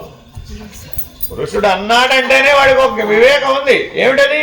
ప్రకృతి గురించి తెలిసిన వాడికి. మనం ఇప్పుడు పుట్టిన తర్వాత ఏం చేశానంటున్నాం? అబ్బో నేను ఇప్పుడు ప్రకృతిని బాగా పరిశోధిస్తున్నానండి. Exploration, discovery. ఏమిటయ్యా డిస్కవరీ? దోమ ఎలా పుట్టింది, ఎన్ని రోజులు ఉంటుంది, ఎప్పుడు రెక్కలు వస్తాయి, ఎలా కుడుతుంది, ఎలా పోతుంది, లేదు ఏక ఎలా పుట్టింది, ఇలా ఎన్నెన్నో పరిశోధనలు. ఇదంతా పుట్టిన తర్వాత చేసేదేగా. సరే, ఆ పుట్టిన తర్వాత పరిశోధన చేసేవాడిని తల్లి గర్భంలో శరీరం ఎలా తయారైందో చెప్పను. తన మూలమును తాను గుర్తెరగలేడు గాని సర్వప్రపంచము నెరుగుదునని వదిలేడు వానికి ఏమని బోధించు. వాదులాట చేసేవాడిని ఏమన్నారండి? వాడికి ఏమైనా బోధిస్తాం? వాదించేవాడికి బోధించడం కుదరదు. ఎందుకని? తన మూలమును తాను గుర్తెరిగింపజేయడం అసలు కుదరదు. కాబట్టి ఎప్పటికైనా మానవుడు ఏం చేయాలి? తన మూలాన్ని తాను గుర్తెరగాలి. తానెవరో తన మూలమెట్టిదో తెలిసిన వాడే జ్ఞాని. కాబట్టి ఎప్పటికైనా ఈ మలదోషం దానికి అడ్డం వస్తుంది. అది వచ్చిన కూడా ఇంతకీ ఇక్కడ చెప్పేది ఏమిటి? ఇప్పుడు ఈ పురుషుడు ప్రకృతి అనే దృష్టి లేకపోవడం వలన మలదోషం ఎప్పుడైతే అడ్డం వచ్చి కూర్చుందో వ్యవహారంలో అది విక్షేప దోషమై కూర్చుంది. వస్తువులోనేమో మలదోషమై ఉంది, వ్యవహారంలో విక్షేప దోషమై కూర్చుంది. మరి అప్పుడు అనుభవంలో ఏమైపోతుందండి? ఆవరణ దోషమే కూర్చో. మీ ఇంట్లో ఫ్రిడ్జ్ రానంత వరకు కొనంత వరకు చల్లటి నీళ్లు బాగుంటాయని నీకు ఎప్పుడైనా తోచిందా? తాగాలనిపించిందా? లేదుగా. ఒక కాలంలో ఫ్రిడ్జ్ లేదండి, కొండ కూడా లేని రోజులు లేవా? ఉన్నాయి. కానీ ఆ రోజుల్లో కూడా మనలో చల్లని నీళ్లు తాగాలనే అపేక్ష బలంగా లేదండి. అర్థమవుతుంది? ఎప్పుడు అపేక్ష బలపడింది? బంధమైంది, బాధకమైంది. ఇంటికి రాగానే ఒక అతిథి వచ్చాడండి. ఫస్ట్ ఏమడిగాడు? మంచి నీళ్ళు ఇస్తున్నాడు. అంతేగా అతిథికి ఏమి ఇవ్వాలండి? మంచి నీళ్ళు తెచ్చిచ్చాడు. వెంటనే ఏమడిగాడు? Chilled water. చల్లని నీళ్ళు సరిపోదండి మనకి. ఇప్పుడు ice cool water. Ice cool water అంటే ఎక్కడ తేవాలి? అంతేగా. ఆ యంత్రం పేరు అయితే చల్లపెట్టే. తెలుగులో ఫ్రిడ్జ్ అంటే ఏమిటండి చెప్పండి చూద్దాం. చల్లపెట్టేది. దేనికి వాడుకుంటావా దాన్ని బట్టి దానికి రకరకాల పేర్లు ఉండవచ్చు. దాని వస్తువులో అదేంటి? చల్లబెడితే లక్షణం ఉంది దానికి, అంతే. ఆ చల్లపెట్టని దాంట్లో మరి ఏమైనా పెడితేనే కదా. పోని ఒకవేళ కింద అరల్లో పెట్టి చాలేదు, పైన డీప్ ఫ్రీజర్లో పెట్టమ్మా, 10 నిమిషాలకి తాగుదాం. అప్పుడు ఏమవుతుంది? దాని మీద రాస్తాడన్నవాడు చిల్లర్. మరి ఇప్పుడు బలహీనతేనా కాదా? ఎప్పటికప్పుడు బలహీనతే. ఏ కాలమైన వాడికి ఏం కావాలి? ఇప్పుడు ఆ పక్క బలహీనత వాడిని ఎక్కడికో తీసుకెళ్ళి విడిచిపెట్టి. అక్కడికి ఎందుకు తీసుకెళ్ళిందిరా అంటే అక్కడ అన్నీ చిల్లే దొరుకుతాయి, ఇక్కడ లేవుగా. కాబట్టి ఇప్పుడు నేను ఎక్కడికి వెళ్ళాను? చిల్డ్ దొరికే చోటుకి వెళ్ళి. అది ఏదైనా కావచ్చు వాడికి. అందులో ఉన్న వాడికి ఏం కావాలి ఇప్పుడు? చిల్డ్. ఈ ఒక్క చిల్డ్ ఏం చేస్తుందంటే నిన్ను మత్తుకు లొంగేటట్టు చేస్తుంది. మన మనసుని, మన బుద్ధిని ఒక ఆవరణ దోషానికి గురే. మత్ అంటే ఏమిటి? ఒక ఆవరణ దోషానికి గురయ్యేది చేసింది. అదే మల దోషం, అదే విక్షేపమైంది. ఆ విక్షేపమే ఆవరణ దోషానికి కూడా కారణం. ఇప్పుడు మరి వ్యసనం అయిపోయింది. అభ్యాసం చేయగా చేయగా చేయగా చేయగా ఏమైపోయింది? నేను వాడి ఇంటికి రానురా బాబు అంటాడు. ఎందుకని? వాళ్ళు చల్లని నీళ్ళు ఇమ్మంటే వర్రా బాబు అంటరా. నేను అక్కడికి రా. ఎంత దూరమో తెలుసా? అక్క తమ్ముడు గారు అక్కగారింటికి రాడు. ఎందుకో తెలుసా? 10 సార్లు వచ్చాడు, 10 సార్లు చెప్పాడు ఒక్క బాటిల్ అయినా నా కోసం డీ ఫ్రిడ్జ్లో పెట్టాలి, పెడితేనే వస్తా, లేకపోతే రానని చెప్పాడు. ఈవిడికేమో అది పనికిరాదు, అలవాట్లేదు. అర్థమైందండి? మామూలు నీళ్ళు తాగుతుంది. ఏమైపోతుంది అప్పుడు? ఈ ఒక్క చిన్న విషయం చాలండి. నేను రానే మీ ఇంటికి అంటాడండి. ఎందుకని? మీ ఇంటికి వస్తే చల్ల నీళ్ళు ఉండవే. అది తాకపోతే నాకు కుదరదు. చూడండి, అంటే మానవ సంబంధాలు ఇప్పుడు దేని మీద ఆధారపడిపోయినాయి? ఇప్పుడు వస్తుగతం. అందుకనే అన్నాడు అనంతమలం. ఎన్నని చెప్పేది అంటాడు. అట్లా ఎందుకు చెప్తున్నాడంటే అనంతమలం. ఎన్ని వస్తువుల యందు నీకు ఇలా తాదాత్మ్యత ఉందో ఇలా చెప్తూ పోతే నీ ఇంటిలో ఉన్న సకల వస్తువుల యందు నీకు తాదాత్మ్యత. ఎవరింటికైనా వెళితే ఇటువంటి వస్తువు అక్కడ ఉందో లేదో కళ్ళతో వెతికేస్తున్నట్టు వెంటనే. వెతికేం చేస్తున్నట్ట? దానికి దగ్గరగా యాజిటీగా ఉంటుందా? ఉండదుగా. ఆ దగ్గరి సుఖాన్ని అందించే దగ్గర దాకా అక్కడ కూర్చుంది అంతే. 5-6 సోఫాలు ఉంటాయి, 5-6 కుర్చీలు ఉంటాయండి. మేము వెళ్ళి మా కాలంలో అయితే నేను ఒకరింటే ఉన్నాను. వారు ఎప్పుడు చాపం మీదే కూర్చునేవారు, నేల మీదే కూర్చునేవారు, నేల మీదే పడుకునేవారు. అంతే అంతేనాన్న. పూర్వం పెద్దలు ఇదే చెప్పారు. అంతే. ఎప్పుడైనా సరే ఏం ఉండాలి? నేల మీద కూర్చోవాలి, లేదంటే మంచం వాల్చి ఉండకూడదు. అసలు మంచం వేయాలంటే నీకు 90 ఏళ్ళు వచ్చి ఉండాలి అంతే. అప్పుడైతేనే మంచం. 90 రాలేదా మంచానికి అర్హుడు కాదు. ఒకవేళ గోడకు జారగలప్పుడు కూర్చోడు, స్ట్రైట్గా కూర్చో. ముందుకు జరుగు. మరి ఇప్పుడు అభ్యాసం స్వాధీనత. మరి వాడికి సులభమా? వీడెప్పుడు ఇదే పోదు, ఇంక వీడిని ఎట్ట బాగు చేయాలి? కాబట్టి అనంతమలహ ఎంత బాగా చెప్పాడనండి. ఈ ప్రయోగం పరిశీలిస్తే ఆ జీవన పర్యంతం ఉండాలి. అర్థమైందండి? చిన్న ఉదాహరణ చెప్పరా. తల్లి ఆసుపత్రికి వెళ్ళి పుట్టిన పిల్లవాడిని తీసుకుని మొదటి రోజు ఇంటికి రావాలండి. న్యాచురల్ డెలివరీ అయిపోయింది, అమ్మాయి సాయంత్రం ఇంటికి వెళ్ళిపోవచ్చు అన్నారండి.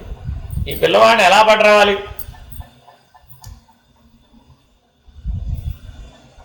ఎన్ని ఆన్సర్లైనా చెప్పచ్చు, ఎన్ని ఆన్సర్లైనా చెప్పచ్చు. పూర్వం ఏం చేసేవాళ్ళంటే ఆవిడ వాడేసినటువంటి మధుపర్కాలని బాగా మెత్తగా ఉంటాయి కాబట్టి అవి చాలాసార్లు ఉతికి ఆరేస్తాం కాబట్టి అంచులు తీసేసి చక్కగా దానికోసం తయారు చేసి డెలివరీకి వెళ్తున్నారంటే ముందు ఈ తయారీతో వెళ్ళి అందులో చుట్టి తెచ్చేసేవాళ్ళు, అంతే, శుభమని. అర్థమేనండి? ఇతని అర్థం ఏమిటి? ఆ మధుపర్కాలలో అద్వైత వాసన. నీకు నాకు భేదం లేదని మేము ఒక సంవత్సరం జీవిస్తే ఫలితం వీడు. వీడికి ఆ నేను జీవించినటువంటి భావన దేనికి పట్టుకుందంటే ఇప్పుడు ఆ వస్త్రం ద్వారా ఆ పిల్లవాడికి మొట్టమొదటి బోధ చేస్తున్నాడు తల్లి. నాయన అద్వైతమే సత్యం, ఏకత్వమే సత్యం, నువ్వు నాకంటే వేరు కాదు. ఉత్తమ భావన. కానీ ఇప్పుడు మనం ఏం చేస్తాం? పాత కొట్ట తీసాను ఫ్రెష్గా. అదే ఇప్పుడు ఏదో వచ్చిందండి, ఒకటి బుష్ ఒకటి వచ్చింది అంతే. అది స్వాడ్, పేరు గుర్తురావట్లా. అది కొనాలి అర్జెంట్గా. దాంట్లో అంతా డస్ట్ ఉంటుంది. న్యూ స్వాడ్లో మైక్రోప్లాస్టిక్స్ ఉంటాయి. చూడండి, అందులో పడుకోబెట్టగానే వాడు గట్టిగా దుంటాడు.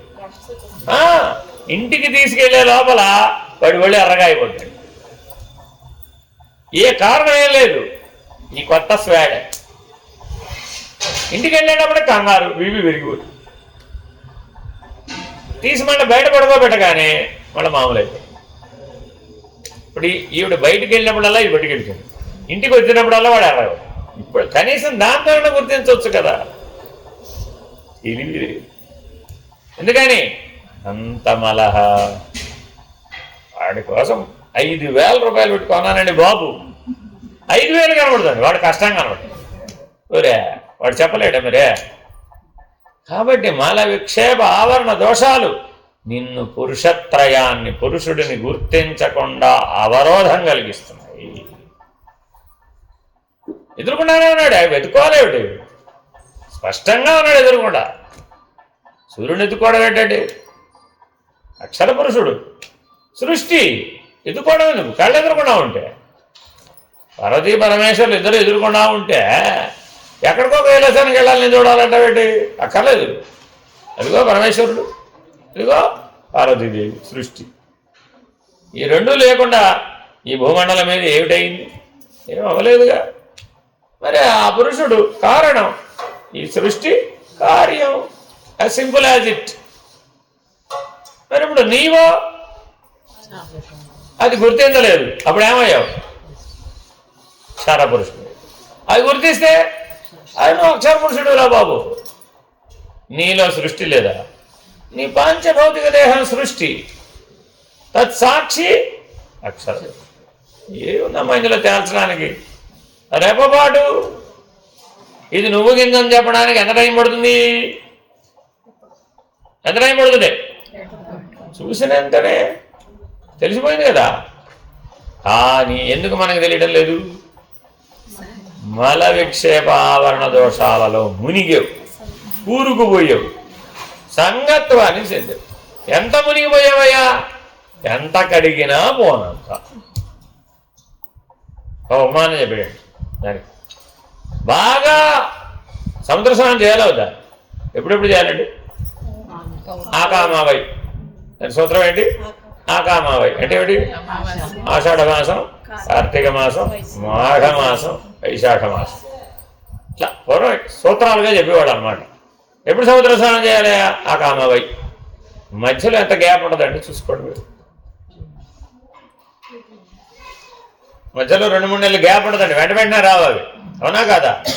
ఎందుకు అలాగా? అన్ని నెలలు వెళ్ళి అన్ని పౌర్ణములకు చేస్తాను, చేయకూడదు. సముద్ర స్నానం మల విక్షేప ఆవరణ దోషాలు 3 పోకూడదు. అందుకని తప్పక ఆయా 4 పౌర్ణములలో సముద్ర స్నానం ఎలా పోకూడదండి? పోగొట్టకపోగా ఒళ్ళంతా ఉప్పు అడిచి కూర్చోండి, పోయిదట. బయటకు వచ్చేటప్పుడు ఒళ్ళంతా సముద్రం నీళ్ళు అంటుకుంటే ఏమైపోయింది? అప్పుడు తెలియదండి, ఎండిన తర్వాత తెలుస్తుంది. బట్టలు అన్నిటి నిండా ఉప్పు చారికలు పడతాయి. ఇంటికెళ్ళి మళ్ళీ స్నానం చేయాల్సి వచ్చారు. బాబు, ఈ సముద్ర స్నానం కాదు. మరి ఇప్పుడు ఎందుకు అలా సూత్రం చెప్పారు? కార్యకారణ సంబంధాన్ని నిరూపిస్తుంది. ఉప్పు కాదు అది, విషం. ఒరే, అక్కడికి వెళితే సూర్యుడు ఎంత బాగా కనపడుతుంది, ఎంత స్పష్టంగా ఉన్నాడు. అర్థమైందండి? అక్కడే కాసేపు ఉంటే ఆ సూర్యకాంతికి నీ ఒంటి మీద అంతా ఉప్పు వచ్చేస్తుంది. ఈ దాకా రావక్కర్లా. కాసేపు అక్కడే ఉండి బట్టలు ఆరబెట్టుకోవయ్యా, గాలికి ఆరబెట్టుకో అంటాం. ఆరబెట్టుకున్నప్పుడు ఏమైపోయింది? ఇప్పుడు మళ్ళీ వెళ్ళి సముద్రం అర్రే అంతా ఉప్పు వచ్చింది, మళ్ళీ సముద్రంకి వెళ్ళాడు. ఏమైంది? మళ్ళీ ఆరేటప్పటికి మళ్ళీ ఉప్పు. ఇప్పుడు ఈయన కావాలని ఉప్పు తెచ్చుకుంటున్నాడా?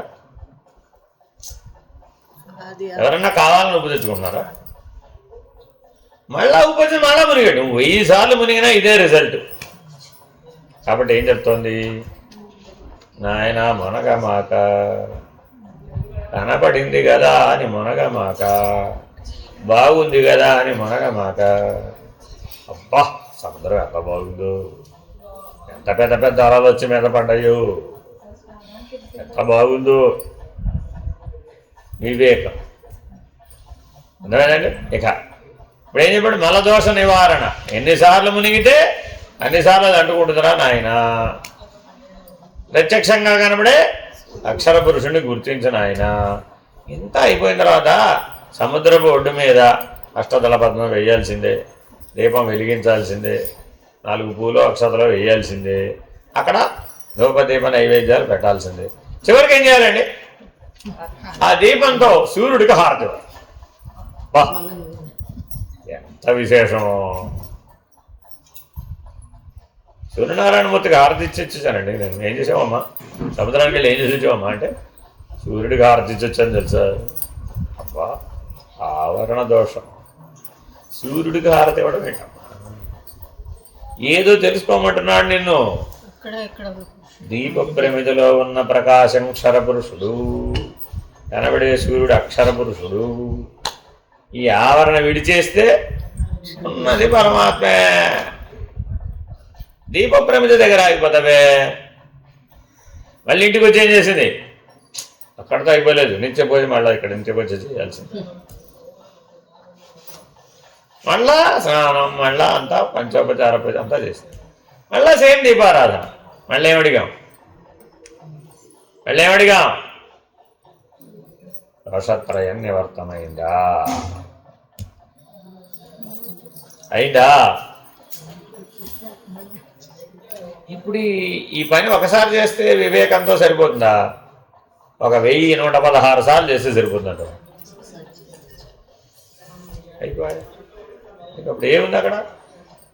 అందుకని వివేకవంతుడికి ఒక పని పెట్టారు, అందరికీ పెట్టలేదు. వెళ్ళి అక్కడికి వెళ్ళి అర్జెంటుగా ఓ 3 గుప్పెళ్ళు ఇసుక తీసుకుని సైకతలింగం చేసి రుద్రంతో అదే నీళ్ళతో అభిషేకం చేసి అక్కడే నిమజ్జనం చేసి కాళ్ళు కడుక్కొని పవిత్రవాన్ని చల్లుకుని వచ్చేస్తాడు. నేను స్నానం చేయి. ఎందుకని? మునగలేదు కాబట్టి, మల దోషం లేదు. పరమేశ్వరుడు దర్శించాడు కాబట్టి విక్షేప దోషం లేదు. మిగిలినటువంటి కర్మకాండలో మునగలేదు కాబట్టి ఆవరణ దోషం. కాబట్టి ఎవరైతే మునగడో అసంగియో వాడే అక్షర పురుషుడిని గుర్తించగలుగుతాడు. అసంగం అనే లక్షణం కనుక నీకు సర్వజీవనం ఎప్పుడుండాలండి? సర్వజీవనం ప్రతి క్షణం ఉంటే తెలుసుకో.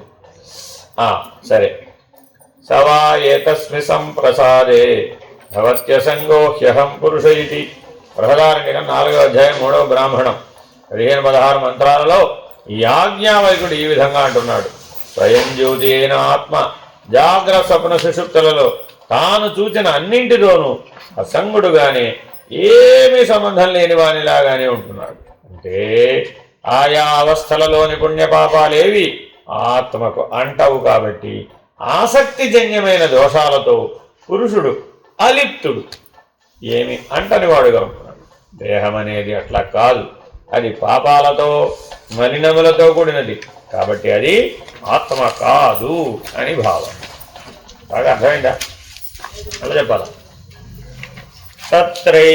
తత్రైవ చ సమాఖ్యాతః స్వయం జ్యోతిర్హి పూరుషః జడః పరప్రకాశ్యో అయం కథం స్యాద్ దేహకః పుమాన్. అయం అంటే నేను, ఎవరిడైనా స్వయం జ్యోతిర్హి పూరుషః, అది ప్రాణమన్న పదం. కాబట్టి ఎప్పటికప్పుడు నేను ఎలా చూసుకోవాలట? స్వయం జ్యోతి. బ్రహ్మజ్ఞానావళి వాళ్ళలో చివరిది ఏంటంటే జ్యోతిర్జ్యోతి స్వయం జ్యోతి ఆత్మజ్యోతి శివోస్మ్యహం. ఎప్పుడైతే సర్వకాలమునందు, సర్వదేశమునందు, సర్వకార్యములందు నీవు స్వయం జ్యోతి స్వరూపుడుగా ఉన్నావో అప్పుడు నీకేమైనా అంటిందా? అంటదు. పైగా జడమని, చేతనమని, పరమని, ప్రకాశ్యమని ఏవేవో చెప్తున్నాం కదా, అవన్నీ ఏ స్థానం నుంచి చెప్తున్నావయ్యా?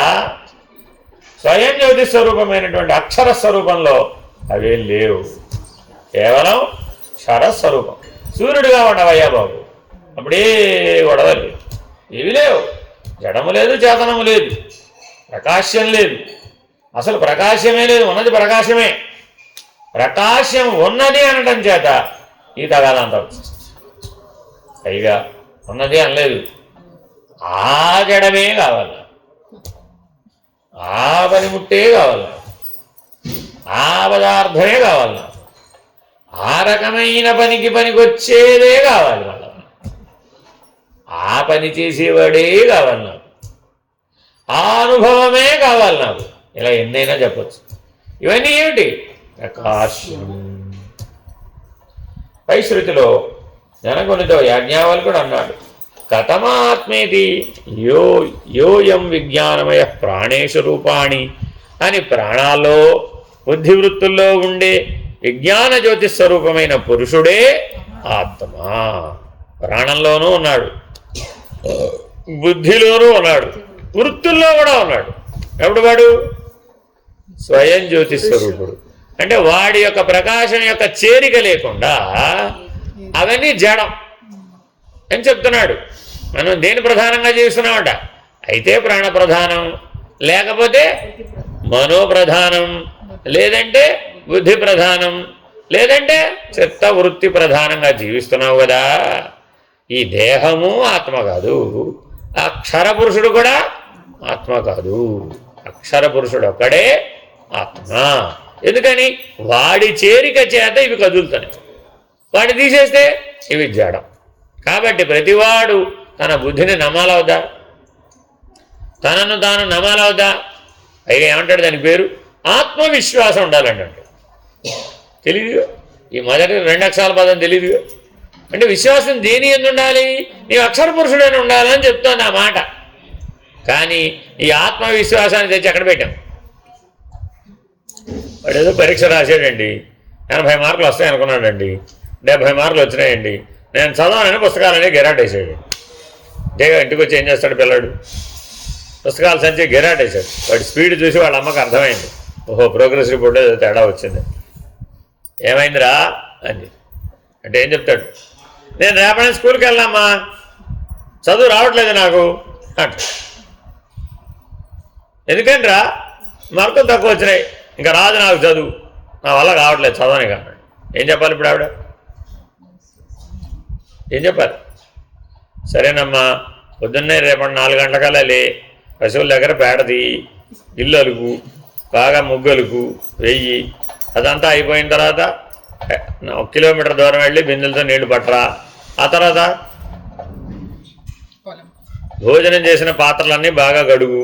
ఆ తర్వాత వడ్లు దంచు, బియ్యం చెయ్యి, కందులు విసురు, కందిపప్పు చెయ్యి, మినుములు విసురు, మినుములు చెయ్యి, మినపప్పు చెయ్యి, రవ్వ లేదు అసలే, గోధుమలు విసిరి గోధుమ రవ్వ చెయ్యి, బియ్యం విసిరి బియ్యపు రవ్వ చెయ్యి.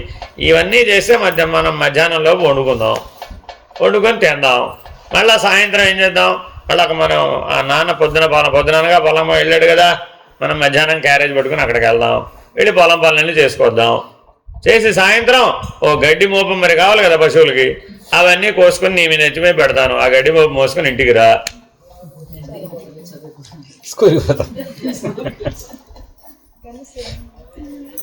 ఇందులో అర్థం చేసుకోవాల్సిన విషయం ఉందండి. ఉపమానం ఎందుకు చెప్తున్నానంటే, ఎందుకని ఎప్పుడెప్పుడైతే నాకు జ్ఞానం రాదు ఈ జన్మకి, నాకు వివేకం రాదు ఈ జన్మకి, నా వల్ల కాదని పడేస్తూ ఉంటాడు.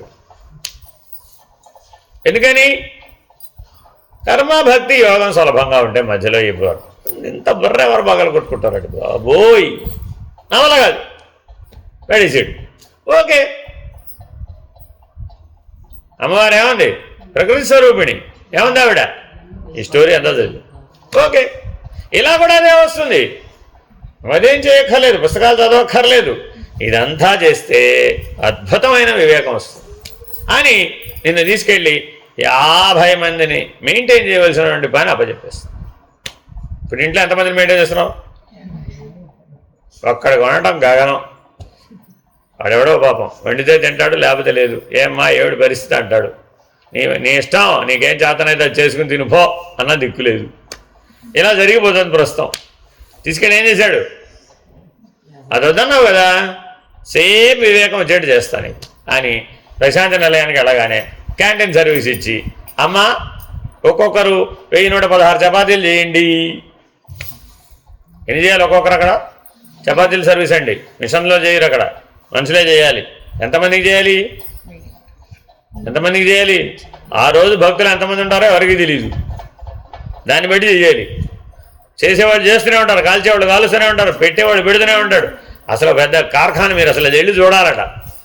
ఆడవాళ్ళందరికీ ముఖ్యంగా ఈ చపాతీ సర్వీస్ ఇస్తారండి, మగ బ్యాచ్కి ఎవరు వీళ్ళకి అంత ఓర్పు ఉండదని. ఒక్కొక్కళ్ళు 1116 చపాతీలు చేస్తే చివరికి వాళ్ళకి తినడానికి చపాతీ ఉండదండి. బాగున్నట్టు గొప్ప సేవ అండి బాబు.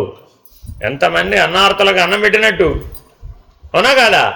ఈ 1116 చపాతీలు చూసి చూసి చూసి చూసి చేసి చేసి చేసి ఎన్ని రోజులు తెలుసా? అదే పని, ఇక వాడికి వేరే పని లేదండి. ఇక ఆ సర్వీస్ వాళ్ళకి వేరే పని చెప్పరు, రోజు అదే పని. 10 రోజులు సర్వీస్ అయితే 10 రోజులు అదే పని, నెల రోజులు అయితే నెల రోజులు అదే పని. నెల రోజులు రోజుకి 1116 చపాతీలు చేసేటప్పటికి నీకు చపాతీలు అంటే ఏమనిపించింది? అంతేనా? వైరాగ్యం రాలేదా? కృష్ణ కృష్ణ వాసుదేవ. పాఠం ఎలా నేర్పుతారంటే, అక్కడ భోజనానికి వెళ్ళి కూర్చుంటుంది, ఇప్పటివరకు ఏం చేసింది? చపాతీలేనా? ఆ చపాతీ వడ్డిస్తాడు. దాన్ని చూడగానే ఏమనిపిస్తుంది? నాకొద్దు బాబోయ్. ఎందుకని? చేసేటప్పుడే తినేసింది, చేసేటప్పుడే భోగించేస్తోంది, సూక్ష్మ శరీరం అనుభవించేస్తోంది. అందుకని రోజు వంట మనుషులు చేసేవాడు ఉంటారు, అదే వృత్తిగా ఉన్నవాడు ఉంటారండి. నాస్తి తినలేడు వాడు. ఎందుకని? వండి వండి వండి వండి వండి చూసి చూసి చూసి చూసి చూసి చివరికి ఏం తింటాడో తెలుసా? పెరుగనే తింటాడు అంతే. మిగిలిన ఏం తినలేడు, ఒట్టి పెరుగనే తింటాడు అంతే. ఏమిటయ్యా ఇన్ని వండావు కదా, 16 పదార్థాలు వండావు కదా, ఒట్టి పెరుగనే తింటాడు. నాకు వద్దులేండి అంటాడు గౌరవంగా. లోపల క్షరపురుషుడు భావంతో తినేస్తున్నాడు, చూడడంతో తినేస్తున్నాడు. కాబట్టి ఏదైనా సరే నీ ఎదురుకుండా పెట్టావనుకోండి, అయిపోయినట్టే, స్వాహ అయిపోయింది అక్కడ ఆల్రెడీ. అప్పుడు అది ఎవరి ప్రసాదం? ఎవరి ప్రసాదం అది? వంట బ్రాహ్మడి ప్రసాదం అది. ఇక్కడ కూడా బ్రాహ్మడని అన్నామండి, తక్కువ చేయలే, అక్కడ గుర్తుపెట్టుకోవాలండి. ఎందుకనిట పరోపకార నిమిత్తం, పరుల యొక్క ఆర్తిని తీర్చడం నిమిత్తం ఆయన సేవ చేస్తున్నాడు. అలా పరోపకారంతో ఎవరైతే సేవ చేస్తారో వాడు బ్రాహ్మడే. అది తన జ్ఞానాన్ని, తనలో ఉన్నటువంటి శక్తిని, తనలో ఉన్న సామర్థ్యాన్ని ఇతరుల మేలుకొలకు ఎవరైతే వాడతాడో వాడు బ్రాహ్మడే. ఇలా ఎంతమందినో బ్రాహ్మణులుగా గుర్తించాం మనం. అదేంటంటే అందుకే డైరెక్ట్గా బ్రాహ్మణులు అంటే ఏ బ్రాహ్మణులు అడుగుతాడు. అదేంటంటే ఈ చెక్క పనులు చేసే ఆయన కూడా ఆయన బ్రాహ్మడే. అవసరమైనప్పుడు ఇది తొలగించే ఆయన కూడా ఆయన బ్రాహ్మడే. చేతి వృత్తుల వారందరూ చూసుకోండి మీరు, వాళ్ళందరినీ బ్రాహ్మణులుగానే తెలుసు. ఎందుకంటే వాళ్ళంతా విశ్వకర్మ వంశస్థులయ్యే బాబు. అలా జ్ఞానం ఉంది, ఆ జ్ఞానం బ్రహ్మం. వంట చేయడం అంటే సులభం కాదు, ఆ జ్ఞానం బ్రహ్మం. అక్కడ వ్యక్తిని అంటున్నామా అంటలా, స్త్రీయా పురుషుడా చేసింది ఎవరు అన్నది అక్కడ అప్రధానం. ఎవరైనా చేయవచ్చు కాక ఆ చేయడానికి ఉన్నటువంటి జ్ఞానం బ్రహ్మం, దానికి ఏ దోషం లేదు. అది ఏకం. అంతగా నా గొడవ అది. ఏ జ్ఞానం చెప్పినా ఆ జ్ఞానం అంతా ఏకమా అనేకమా? మరి ఏకమైనప్పుడు అది అక్షర పురుషుడు కదా. కాబట్టి నీలో ఉన్న జ్ఞానం ఏమిటి? అక్షరపురుషుడు. ఏ జ్ఞానమైనా కావచ్చు అది. నువ్వు దాన్ని దేని కొరకైనా వాడవచ్చు. ఒక ఆయన వేదం చదువుకోవడానికి వాడవచ్చు, ఒక ఆయన ఇంకేదో శాస్త్రాలు చదువుకోవడానికి వాడవచ్చు, ఇంకొక ఆయన ఏదో పరిశోధనలకు వాడవచ్చు, ఇంకొక ఆయన ఏదో వైద్యం చేయడానికి వాడవచ్చు, ఒక ఆవిడ వంట చేయడానికి వాడవచ్చు. జ్ఞానం ఉంటేనే కదా, లేకపోతే ఎలా చేస్తాడు? కాబట్టి వాడిలో ఉన్న జ్ఞానం ఏమిటి? భగవంతుడు, అక్షర పురుషుడు, వాడు ఈశ్వరుడు. ఆ జ్ఞానం ఈశ్వరుడు. పైన దానికి పైన కవర్ ఏముందో మనకు అనవసరం. అర్థమైందండి? చాలా జాగ్రత్తగా ఈ గుర్తుపట్టుకోవాలండి. ఈ జ్ఞానం స్వయం ప్రకాశకం. దాని లక్షణం ఏంటండి? స్వయం ప్రకాశం. మరొక దాని మీద ఆధారపడి ఆ జ్ఞానం ప్రకాశించడం లేదు. అది స్వయం జ్యోతి స్వరూపం. ఈ జ్ఞాన జ్యోతి స్వరూపమైన పురుషుడే ఆత్మ. ఇంద్రియాల మధ్య స్వయం ప్రకాశమానమై హృదయంలో ఉండే పురుషుడే ఆత్మ. ఎంత ఉన్నాడండి ఈయన? అత్యతిష్టదశాంగుళం. నువ్వు గింజంత హృదయంలో 10 అంగుళాల పొడవు ఉన్నటువంటి స్వయం జ్యోతి స్వరూపమైనటువంటి ఆత్మ. ఎలాగంటారు? ఇందాకేం తెలిసాం? హృదయం ఎంత ఉంది? ఆధ్యాత్మ హృదయం నువ్వు గింజంత. నువ్వు గింజంత హృదయంలో 10 అంగుళాల పురుషుడు ఎలా పడ్డాడు? ఎలా పడ్డాడు అంటే స్థూల ప్రమాణమా, సూక్ష్మ ప్రమాణమా, కారణ ప్రమాణమా? మరి ఇంత పెద్ద 6 అడుగుల ఆకారం, 60 కిలోల బరువు ఉన్నది గాఢ నిద్రావస్థలో ఆ నువ్వు గింజలోకే పోతున్నాడు వీడు. అలా ఎలా పట్టాడండి వీడు? పెడతాడా పట్టడా? పెట్టాడు. రోజు నిద్రపోయినప్పుడు వాడు ఎక్కడ పోతున్నాడు ఏమిటి? ఆ నువ్వు గింజలోకే పోతున్నాడు. మరి మేలుకునేడు అక్కడే చేస్తున్నాడు, ఆ నువ్వు గింజలోనే బయటకు వస్తున్నాడు. 6 అడుగులు వాడు పట్టంగా లేని 10 అంగుళాలు వాడు పట్టడేటమ్మా. అత్యతిష్టదశాంగుళం. దశాంగుళం అంటే అర్థం 10 అని కాదు. ఆ భగవంతుడే దశ అవస్థలలో సృష్టి అంతా ఉన్నాడు రా అక్షర పురుషుడు. దాన్నే పర అవతార మెహర్ బాబా భగవంతుని దశావస్థలని వివరించాడు. దశాంగుళం స్కేల్ ఎట్టుకెళ్ళి 10 అంగుళాలు ఉన్నాడే లేదు. ప్రతీకాత్మకం. చతుష్టదశాంగుళం అంటే 10 అంగుళాలు ఉన్నాడా, 6 అంగుళాలు ఉన్నాడా, ఇప్పుడు ఉందే, బటన వేలంత ఉందా? కృష్ణ కృష్ణ. ఏం చూడమన్నాడు? ఏం చూస్తున్నావు? ఈ సృష్టి మొత్తం అంతా కూడా, ఆ ప్రకృతి మొత్తం అంతా ఒక అక్షర పురుషుడు వ్యాపించున్నాడు. 10 స్థాయిలు, 10 స్థాయిల్లో, 10 అవస్థలుగా. అసలు నువ్వెక్కడ ఉన్నావు? నువ్వే లేవు. నువ్వే లేకపోతే నేను జీవించాను, నేనేదో చేశానంటావే. నువ్వు లేవని స్పష్టంగా చెప్తుంది. అత్యతిష్టదశాంగుళం. ప్రకృతి ఏదో చేసిందండి. ప్రకృతి ఎక్కడ చేయడానికి? అసలు అది ఎక్కడ ఉంది? ప్రకృతే లేదు. కనుగొన ప్రకృతే మాయ తేల్చి చెప్పేశాడు. ఎవరికైతే అక్షర పురుషుడు యొక్క జ్ఞానం కలిగిందో, ఈ స్వయం జ్యోతి స్వరూపమైన జ్ఞానం కలిగిందో, స్వప్రకాశమైన స్థితి కలిగిందో అనుగుణ ప్రకృతే మాయ అయిపోయింది. కాబట్టి మాయకు అధిష్టానం ఎవరు? అక్షర పురుషుడు.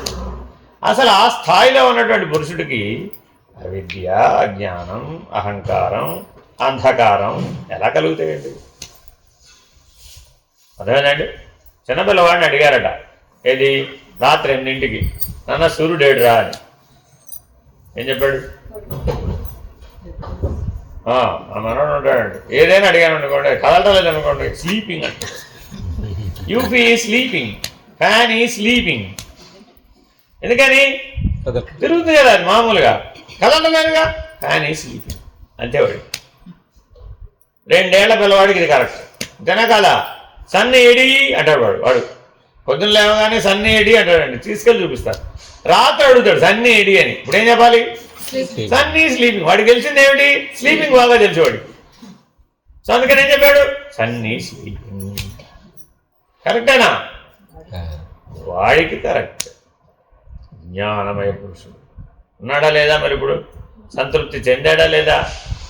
కానీ మల విక్షేప ఆవరణ దోషాలతో సంతృప్తి పడితే అదే అక్షర పురుషుడు క్షరపురుషుడు అయిపోయాడు. నువ్వు సంతృప్తి మలదోషంతో, విక్షేప దోషంతో, ఆవరణ దోషంతో ఎవరు సంతృప్తి పడమన్నారమ్మా? లేదే. స్వప్రకాశమానం స్వయం జ్యోతి సాక్షాత్తు ఈశ్వరుడు. ఏ భేదం లేదు నీకు. అక్కడ సంతృప్తి పడ్డాడండి. అప్పుడు ఇవేమైనా ఉన్నాయా? ఏం లేవు. ఆర్ యూ స్లీపింగ్ అని నిద్రపోయేవాడిని లేపి అడిగాం, ఏమయ్యా నిద్రపోతున్నాడా అని అడిగాం అనుకోండి, ఏమంటాడు? హాయిగా నిద్రపోతుంటే మధ్యలో లేవు నిద్రపోతున్నాడు అడుగుతాడు. చూడండి ఎంత నిద్రాభంగం అయితే ఎంత బీపీ వస్తుందో. ఒకప్పుడు హార్ట్ అటాక్ కూడా వస్తుంది సుమి. అర్థమైందండి? అందుకని నిద్రపోయేవాళ్ళని లేపకూడదు. అధాటను అసలే లేపకూడదు. అధాట అంటే వాడు పోయాడు తెలుసా నీకు? ఏమైంది అప్పుడు? అన్నాడు అంతే గోవింద.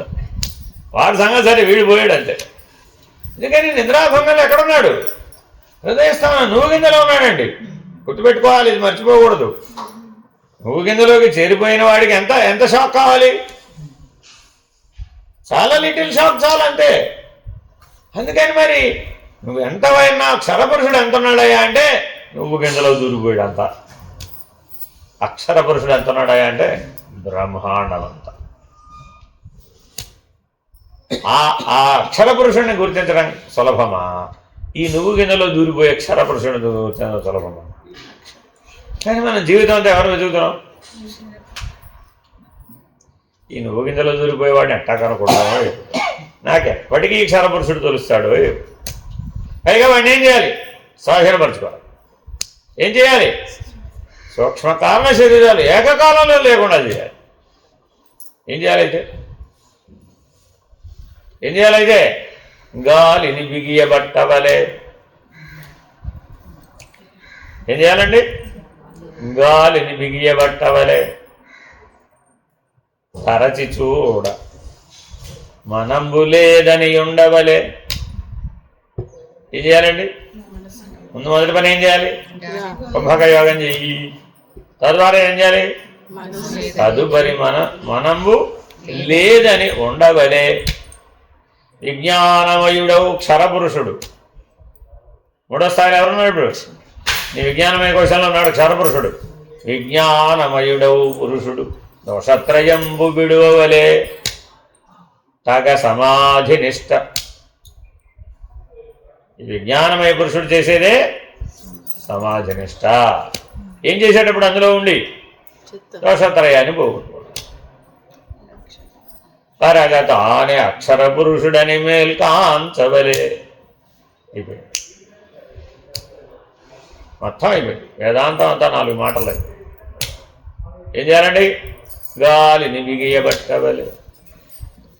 చదవండి ఎవరైనా రాసుకున్నాడు. గాలిని బిగియబట్టవలే. తదుపరి మనంబు లేదని ఉండవలే.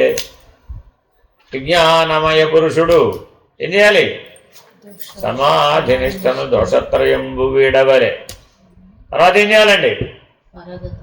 కరగతానే అక్షరుడని మేల్కాంచవలే. అయిపోయాయి.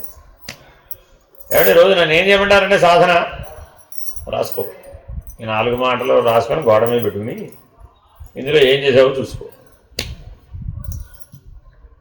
సరే, మళ్ళా అసలు పాఠంలో కాదు. ఆ పురుషుడు అసంగుడు నిర్లిప్తుడు. ఎవరండి ఈ పురుషుడు? అక్షర పురుషుడు.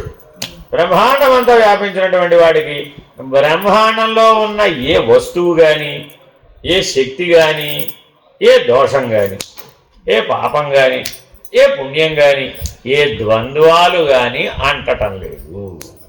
అందుకని ఆయన ఎవరు? నిర్లిప్తుడు, అసంగుడు. కాబట్టి ఎవరైతే అక్షర పురుష స్థితిలో మేల్కొన్నానంటాడో వాడు ఎలా ఉండాలట? అసంగుడు, నిర్లిప్తుడు. ఇప్పుడు మళ్ళా సమాజ నిష్టలో మునిగిపోవాలా వద్దా? ఇంకెందుకు మునిగిపోవడం? రసత్రయం పోయింది కదా, మునగడానికి అక్కడ ఏమి లేదు కదా. మరి అప్పుడు ఏం చేయాలి? మేల్కాంచవలే. మేల్కాంచి ఏం చేయాలి? అసంగ నిర్లిప్త, అంతే. అది మళ్ళా నిద్రపోవాలంటారు వద్దంటారు.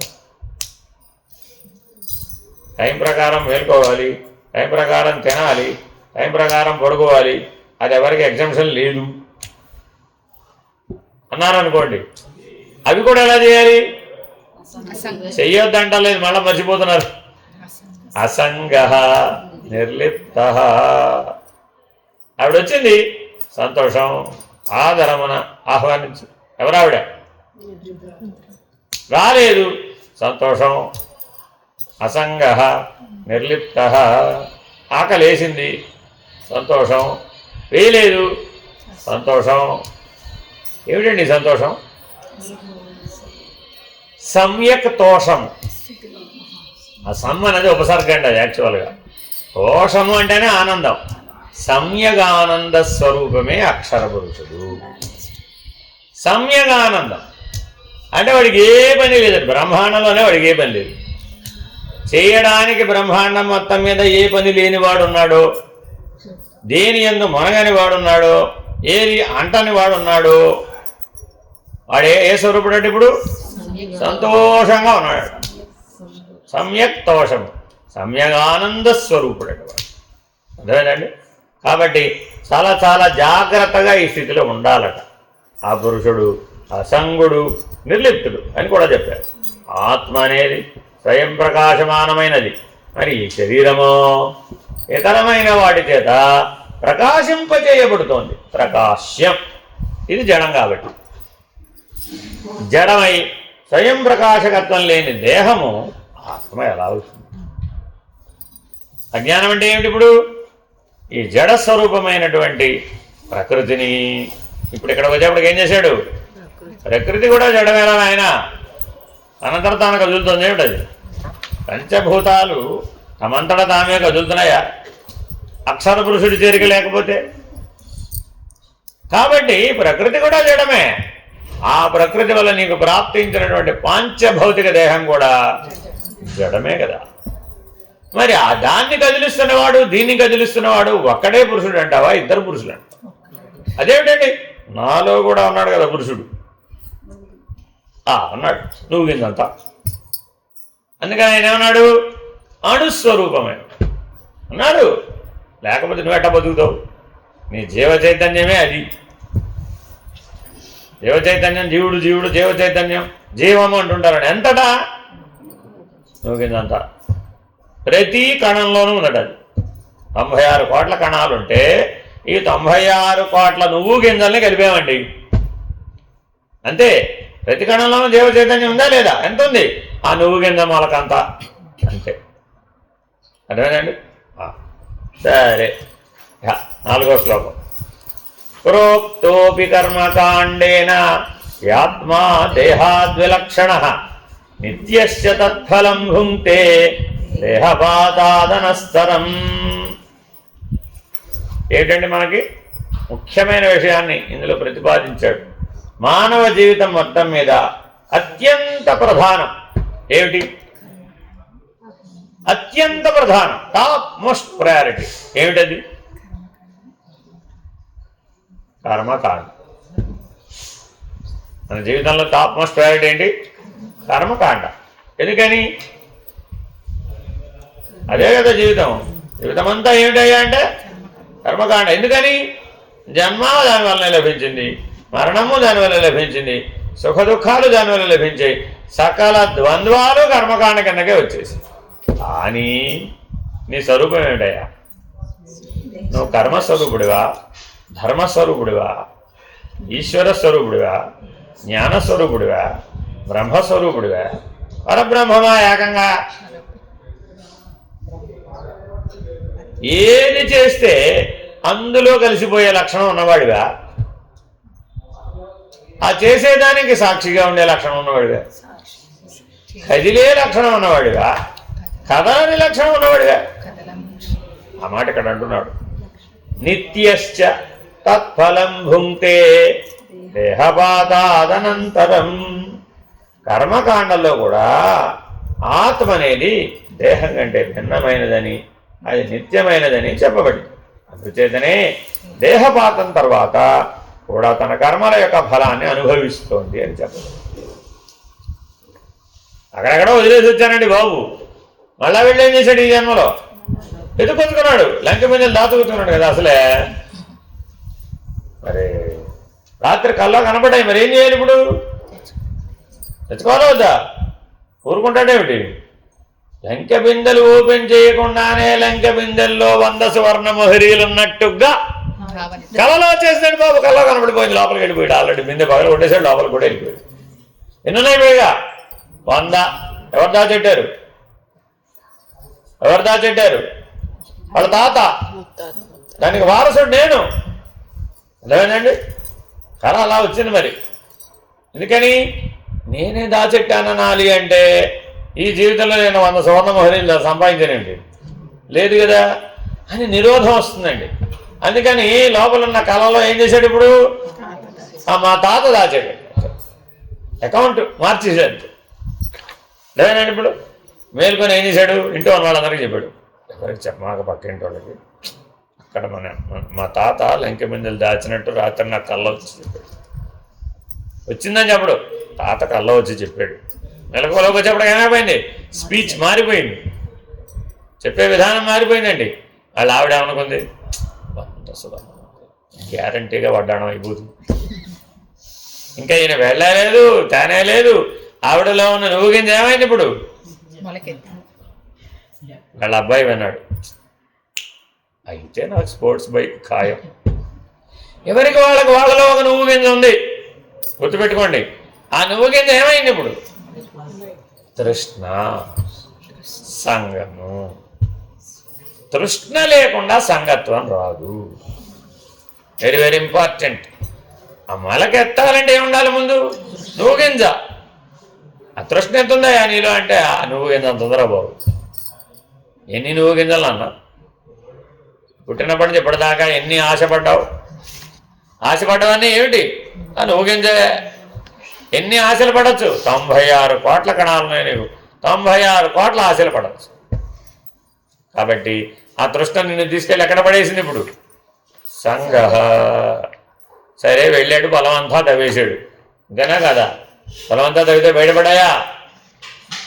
బయటపడ్డాయా? ఆ 2 కొండలు బయటపడ్డాయి. లంకె బిందెలు బయటపడలేదు, కానీ 2 కొండలు బయటపడ్డాయి. అందులో 2 పుర్రెలు కూడా బయటపడ్డాయి. ఇప్పుడు మరి దొరికినట్టా దొరకనట్టా? దొరికినట్టా దొరకనట్టా? అయ్యో, 2 కొండలేమిటి, 2 పుర్రెలు కూడా దొరికినాయి. ఏమని చెప్పాడు? అతని నుంచి తెచ్చుకున్నావురా బాబు. పుర్రెకో బుద్ధి, జీవకో రుచి. నీ విజ్ఞానమై పురుషుడు ఎక్కడి నుంచి వచ్చాడా నీకు? ఏదో చెప్తున్నావు కదా, ఈ జన్మలో అది చేసే, ఇది చేసే, అది చేసే, ఇది చేశానని. ఈ విజ్ఞానమయ పురుషుడు ఎక్కడి నుంచి వచ్చాడయా? ఇక్కడ వచ్చిన వాడు కాదయ్యా బాబు, వీడు బ్రాడ్ ఫార్వర్డ్.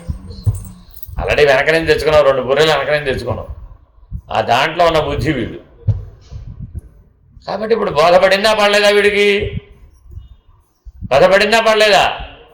ఇప్పుడు ఇంటికి వెళ్ళి వాళ్ళ ఆవిడ ఏం చెప్పింది వచ్చేటప్పుడు? కాబట్టి నువ్వు ఇంటికి రామాక అట్టించటే కంసాలి వాడి దగ్గరికి వెళ్ళి ఆర్డర్ ఇచ్చేసి అప్పుడు రా ఇంటికి. ఇప్పుడు వీడు కంసాల వాడి దగ్గరికి వెళ్ళి ఏమిచ్చాడు? ఇప్పుడు మాల దేంతో తయారు చేయాలి? పోనీ వడ్డాణం దేంతో తయారు చేయాలి? ఏమిస్తే దాంతోనే కదా. అందుకని బాబావారు అన్నారు, నాయన నువ్వు ప్రత్యేకంగా ఏం ధరించక్కర్లేదు నాయన, ఆల్రెడీ బరువైన కర్మల కంఠమాల నీ విల్లిలో ఉన్న విజ్ఞానమయ పురుషుడు ధరించే పుట్టాడు. కాబట్టే తనకు కావాల్సిన శరీరాన్ని నిర్మించాడు. వాడు భవిష్యత్తులో ఏం చేస్తాడో వాడికి బాగా తెలుసు, తల్లి గర్భంలోనే తెలుసు.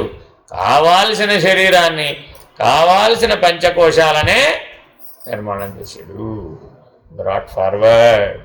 విజ్ఞానమయ పురుషుడు కంటిన్యూడ్, బ్రేక్ లేదు వాడికి. క్షరపురుషుడయ్యా బాబు వాడు. వాడు చెప్పినట్టు మిగిలినవన్నీ వినాల్సిందే. అందుకని పంచకోశ నిరసనలో విజ్ఞానమయ పురుష నిరసన చాలా చాలా కష్టం. మిగిలినవన్నీ ఈజీయే. అన్నమయ కోశం, మనోమయ, ప్రాణమయ కోశం, మనోమయ కోశం అన్నిటినీ అధిగమించవచ్చు. కానీ ఈ విజ్ఞానమయ పురుషుడిని అధిగమించడం చాలా చాలా కష్టం. ఎందుకని వాడు పుర్రెని పట్టుకుని ఉన్నట్టు. అందుకని కపాల మోక్షానికి ప్రాధాన్యత వచ్చింది.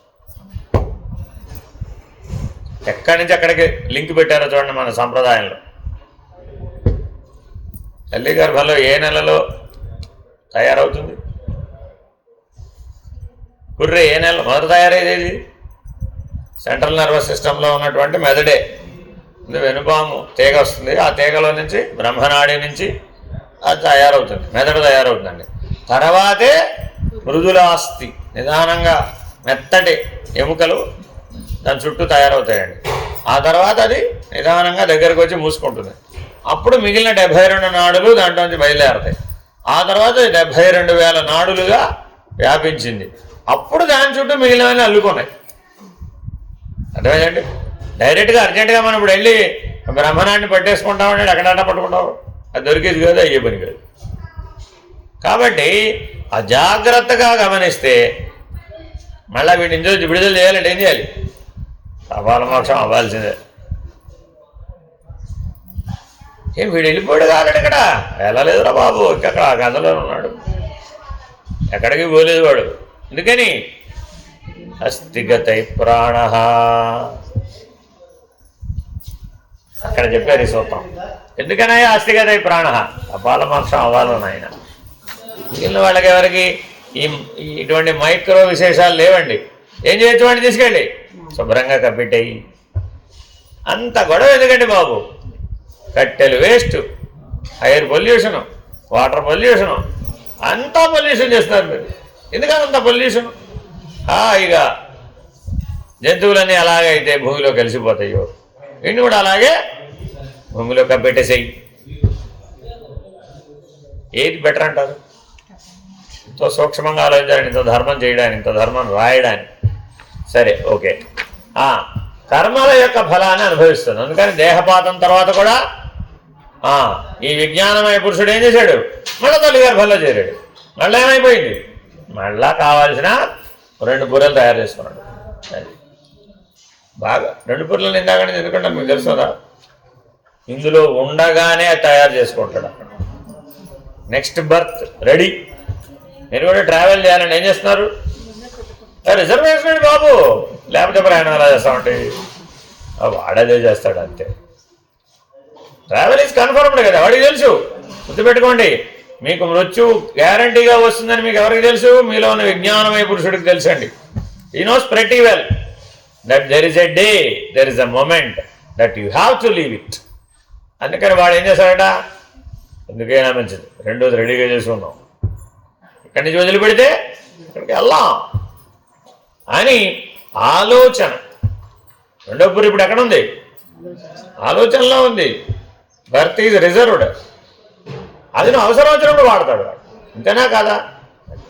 వేదాలలో విద్యుక్త కర్మల గురించి, నిత్య నైమిత్తిక కర్మల గురించి, యజ్ఞ యాగాదుల గురించి, వాటి ఫలితాన్ని గురించి, ఆయా కర్మలకు సంబంధించిన విధి నిషేధాదుల గురించి వివరింపబడ్డ భాగమే కర్మకాండ.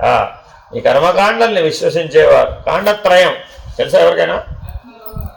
వేదం కాండత్రయం అండి. ఒకటేంటి? చివరిది జ్ఞానకాండ, మధ్యలోది అరణ్యకాండ. ఆరణ్యకములు అంటారు వాటిని.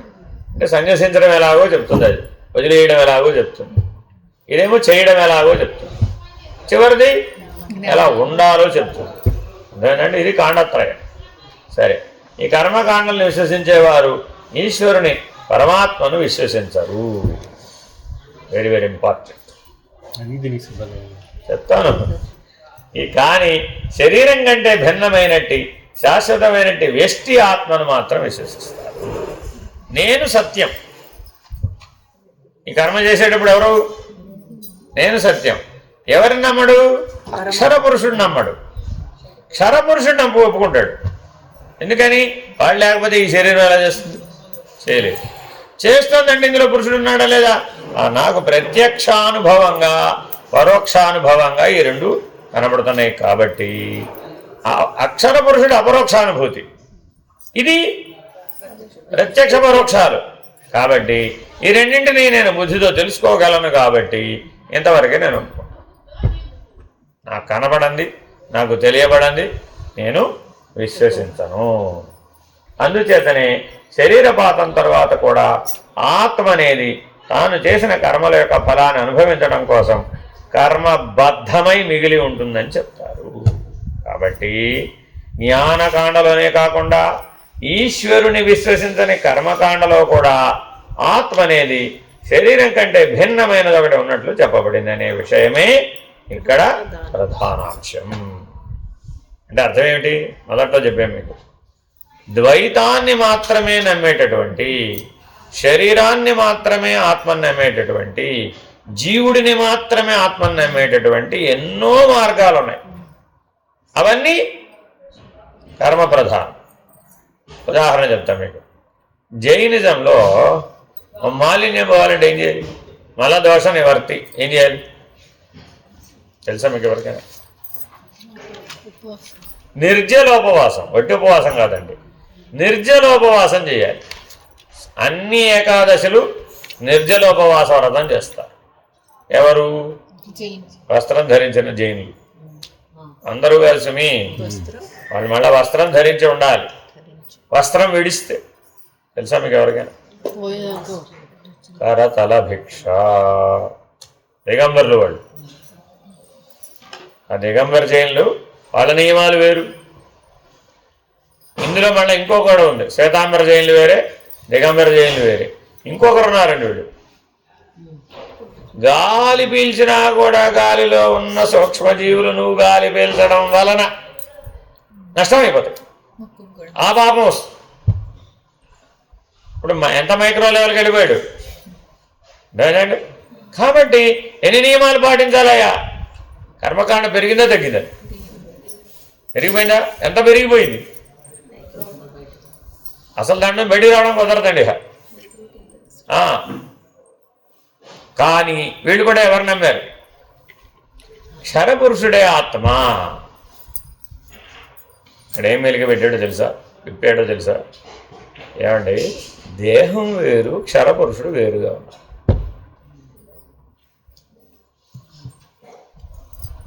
వేరుగా ఉన్నారా? దేహమే నేననేవాడేగా క్షరపురుషుడు అంటే.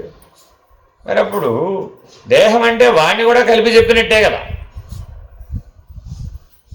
వాడు మళ్ళా దేహానికి సాక్షి అంటావేమిటి? అంటే ఎవరై ఉండాలి? ఆత్మ అంటే అక్షర పురుషుడు కదా. ఆత్మ అంటే అక్షర పురుషుడు అయితే వాడిని నీకు అర్థం కావట్లేదని క్షరపురుషుడికి దించావే అనుకో, ఆ శరీరం తనంతట తానే కర్మకాండ చేస్తుందంటవా? ఆత్మను ఒప్పుకున్నటువంటి ద్వైతవాదులు కూడా ఈ కర్మకాండ చేసేటటువంటి అప్పుడు పరమాత్మ అయినటువంటి అక్షర పురుషుడిని ఒప్పుకోకపోయినా ఎవరు ఒప్పుకున్నారు? క్షరపురుషుడైన ఆత్మ లేకపోతే ఈ శరీరం ఎలా పనిచేస్తున్నాయా అన్నాడు కదా. అక్షర పురుషుడిని ఒప్పుకునేవాడికి నీకు ఈ రెండు కలిసిపోవాలా, విడివిడిగా ఉన్నాయని ఒప్పుకోవాలా? నువ్వు కలిసి ఉన్నాయి. అవి విజ్ఞానమయ పురుషుడిని శరీరం నుంచి బయటకు వచ్చి పని చేయమని చూద్దాం. ఎలా చేస్తాడు? చేయలేడుగా. శరీర సహాయం లేకుండా విజ్ఞానమయ పురుషుడు చేయలేడు. సరే, అయితే ప్రకృతి సహాయం లేకుండా అక్షర పురుషుడు ప్రకాశించడం లేదన్నాం. అయితే ఈ ఈ రూల్ తీసుకెళ్ళి అక్కడ పెడదామండి, అయిందా? ఎందుకని? ప్రకృతి చేయడం అక్షర పురుషుని యొక్క ప్రభావం చేతి అసలు ప్రకృతి తనంతట తాను పనే చేయలేదు. ప్రకృతి వల్ల సూర్యుడు ఏర్పడ్డాడు, ప్రకృతిలో భాగంగా సూర్యుడు ఏర్పడ్డాడు. ఈ మాట లేదు, వర్కౌట్ కాదు. అది నిజం కాదని ఒప్పుకోవడానికి ఎంత సామాన్య వివేకం ఉంటుంది సార్, సత్యం. సరే, ఇలా జాగ్రత్తగా గమనిస్తే ఏదైతే క్షరపురుషుడు అంటున్నావో అదే శరీరం, అదే జీవుడు కూడా, వేరువేరుగా కాదు. కాబట్టి చాలా జాగ్రత్తగా పురుషత్రయాన్ని అర్థం చేసుకోవాలి. లేకపోతే అజ్ఞానయుతమైనటువంటి ఇంకేమిటి అహంకారపూర్ణమైనటువంటి శరీరమే నేననేటటువంటి క్షరపురుషుడే సత్యమైనటువంటి ఆత్మగా భావించబడుతుంది. మరలా ఒక పెద్ద భ్రాంతి తయారవుతుంది. అందుకని ఏమంటాడంటే వాళ్ళు ఆత్మలు అంటాడు. ఆత్మలు అండి ఆయన. ఈ విభాగాల వాళ్ళందరికీ ఏంటి? ఆత్మలు. నీలో ఒక ఆత్మ ఉంది, ఈవిడిలో ఒక ఆత్మ ఉంది, ఆయనలో ఒక ఆత్మ ఉంది. మరి ఇన్ని ఆత్మలు ఉన్నాయి కదా, మరి ఇన్ని ఆత్మలు రోజు ఏడుస్తున్నాయి. ఏమైపోయింది? అప్పుడు సుఖ దుఃఖ ప్రశంస వచ్చిందండి. ఆత్మకి సుఖ దుఃఖాలు ఉన్నాయా? ఆత్మలు అనగానే ఏమైంది? ద్వంద్వానుభవానికి లోనైపోయింది. మరి ద్వంద్వానుభవానికి లోనైతే కర్మకాండ చెయ్యాలో వద్దా?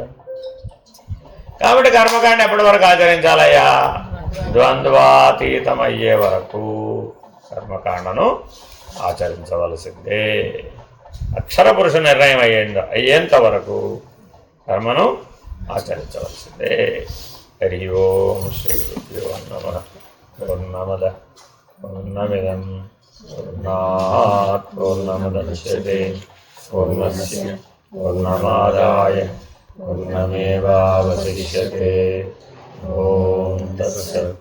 ఓం శాంతి శాంతి శాంతి. హరి ఓం శ్రీ గురుభ్యో నమః. హరి ఓం. నారాయణ నారాయణ.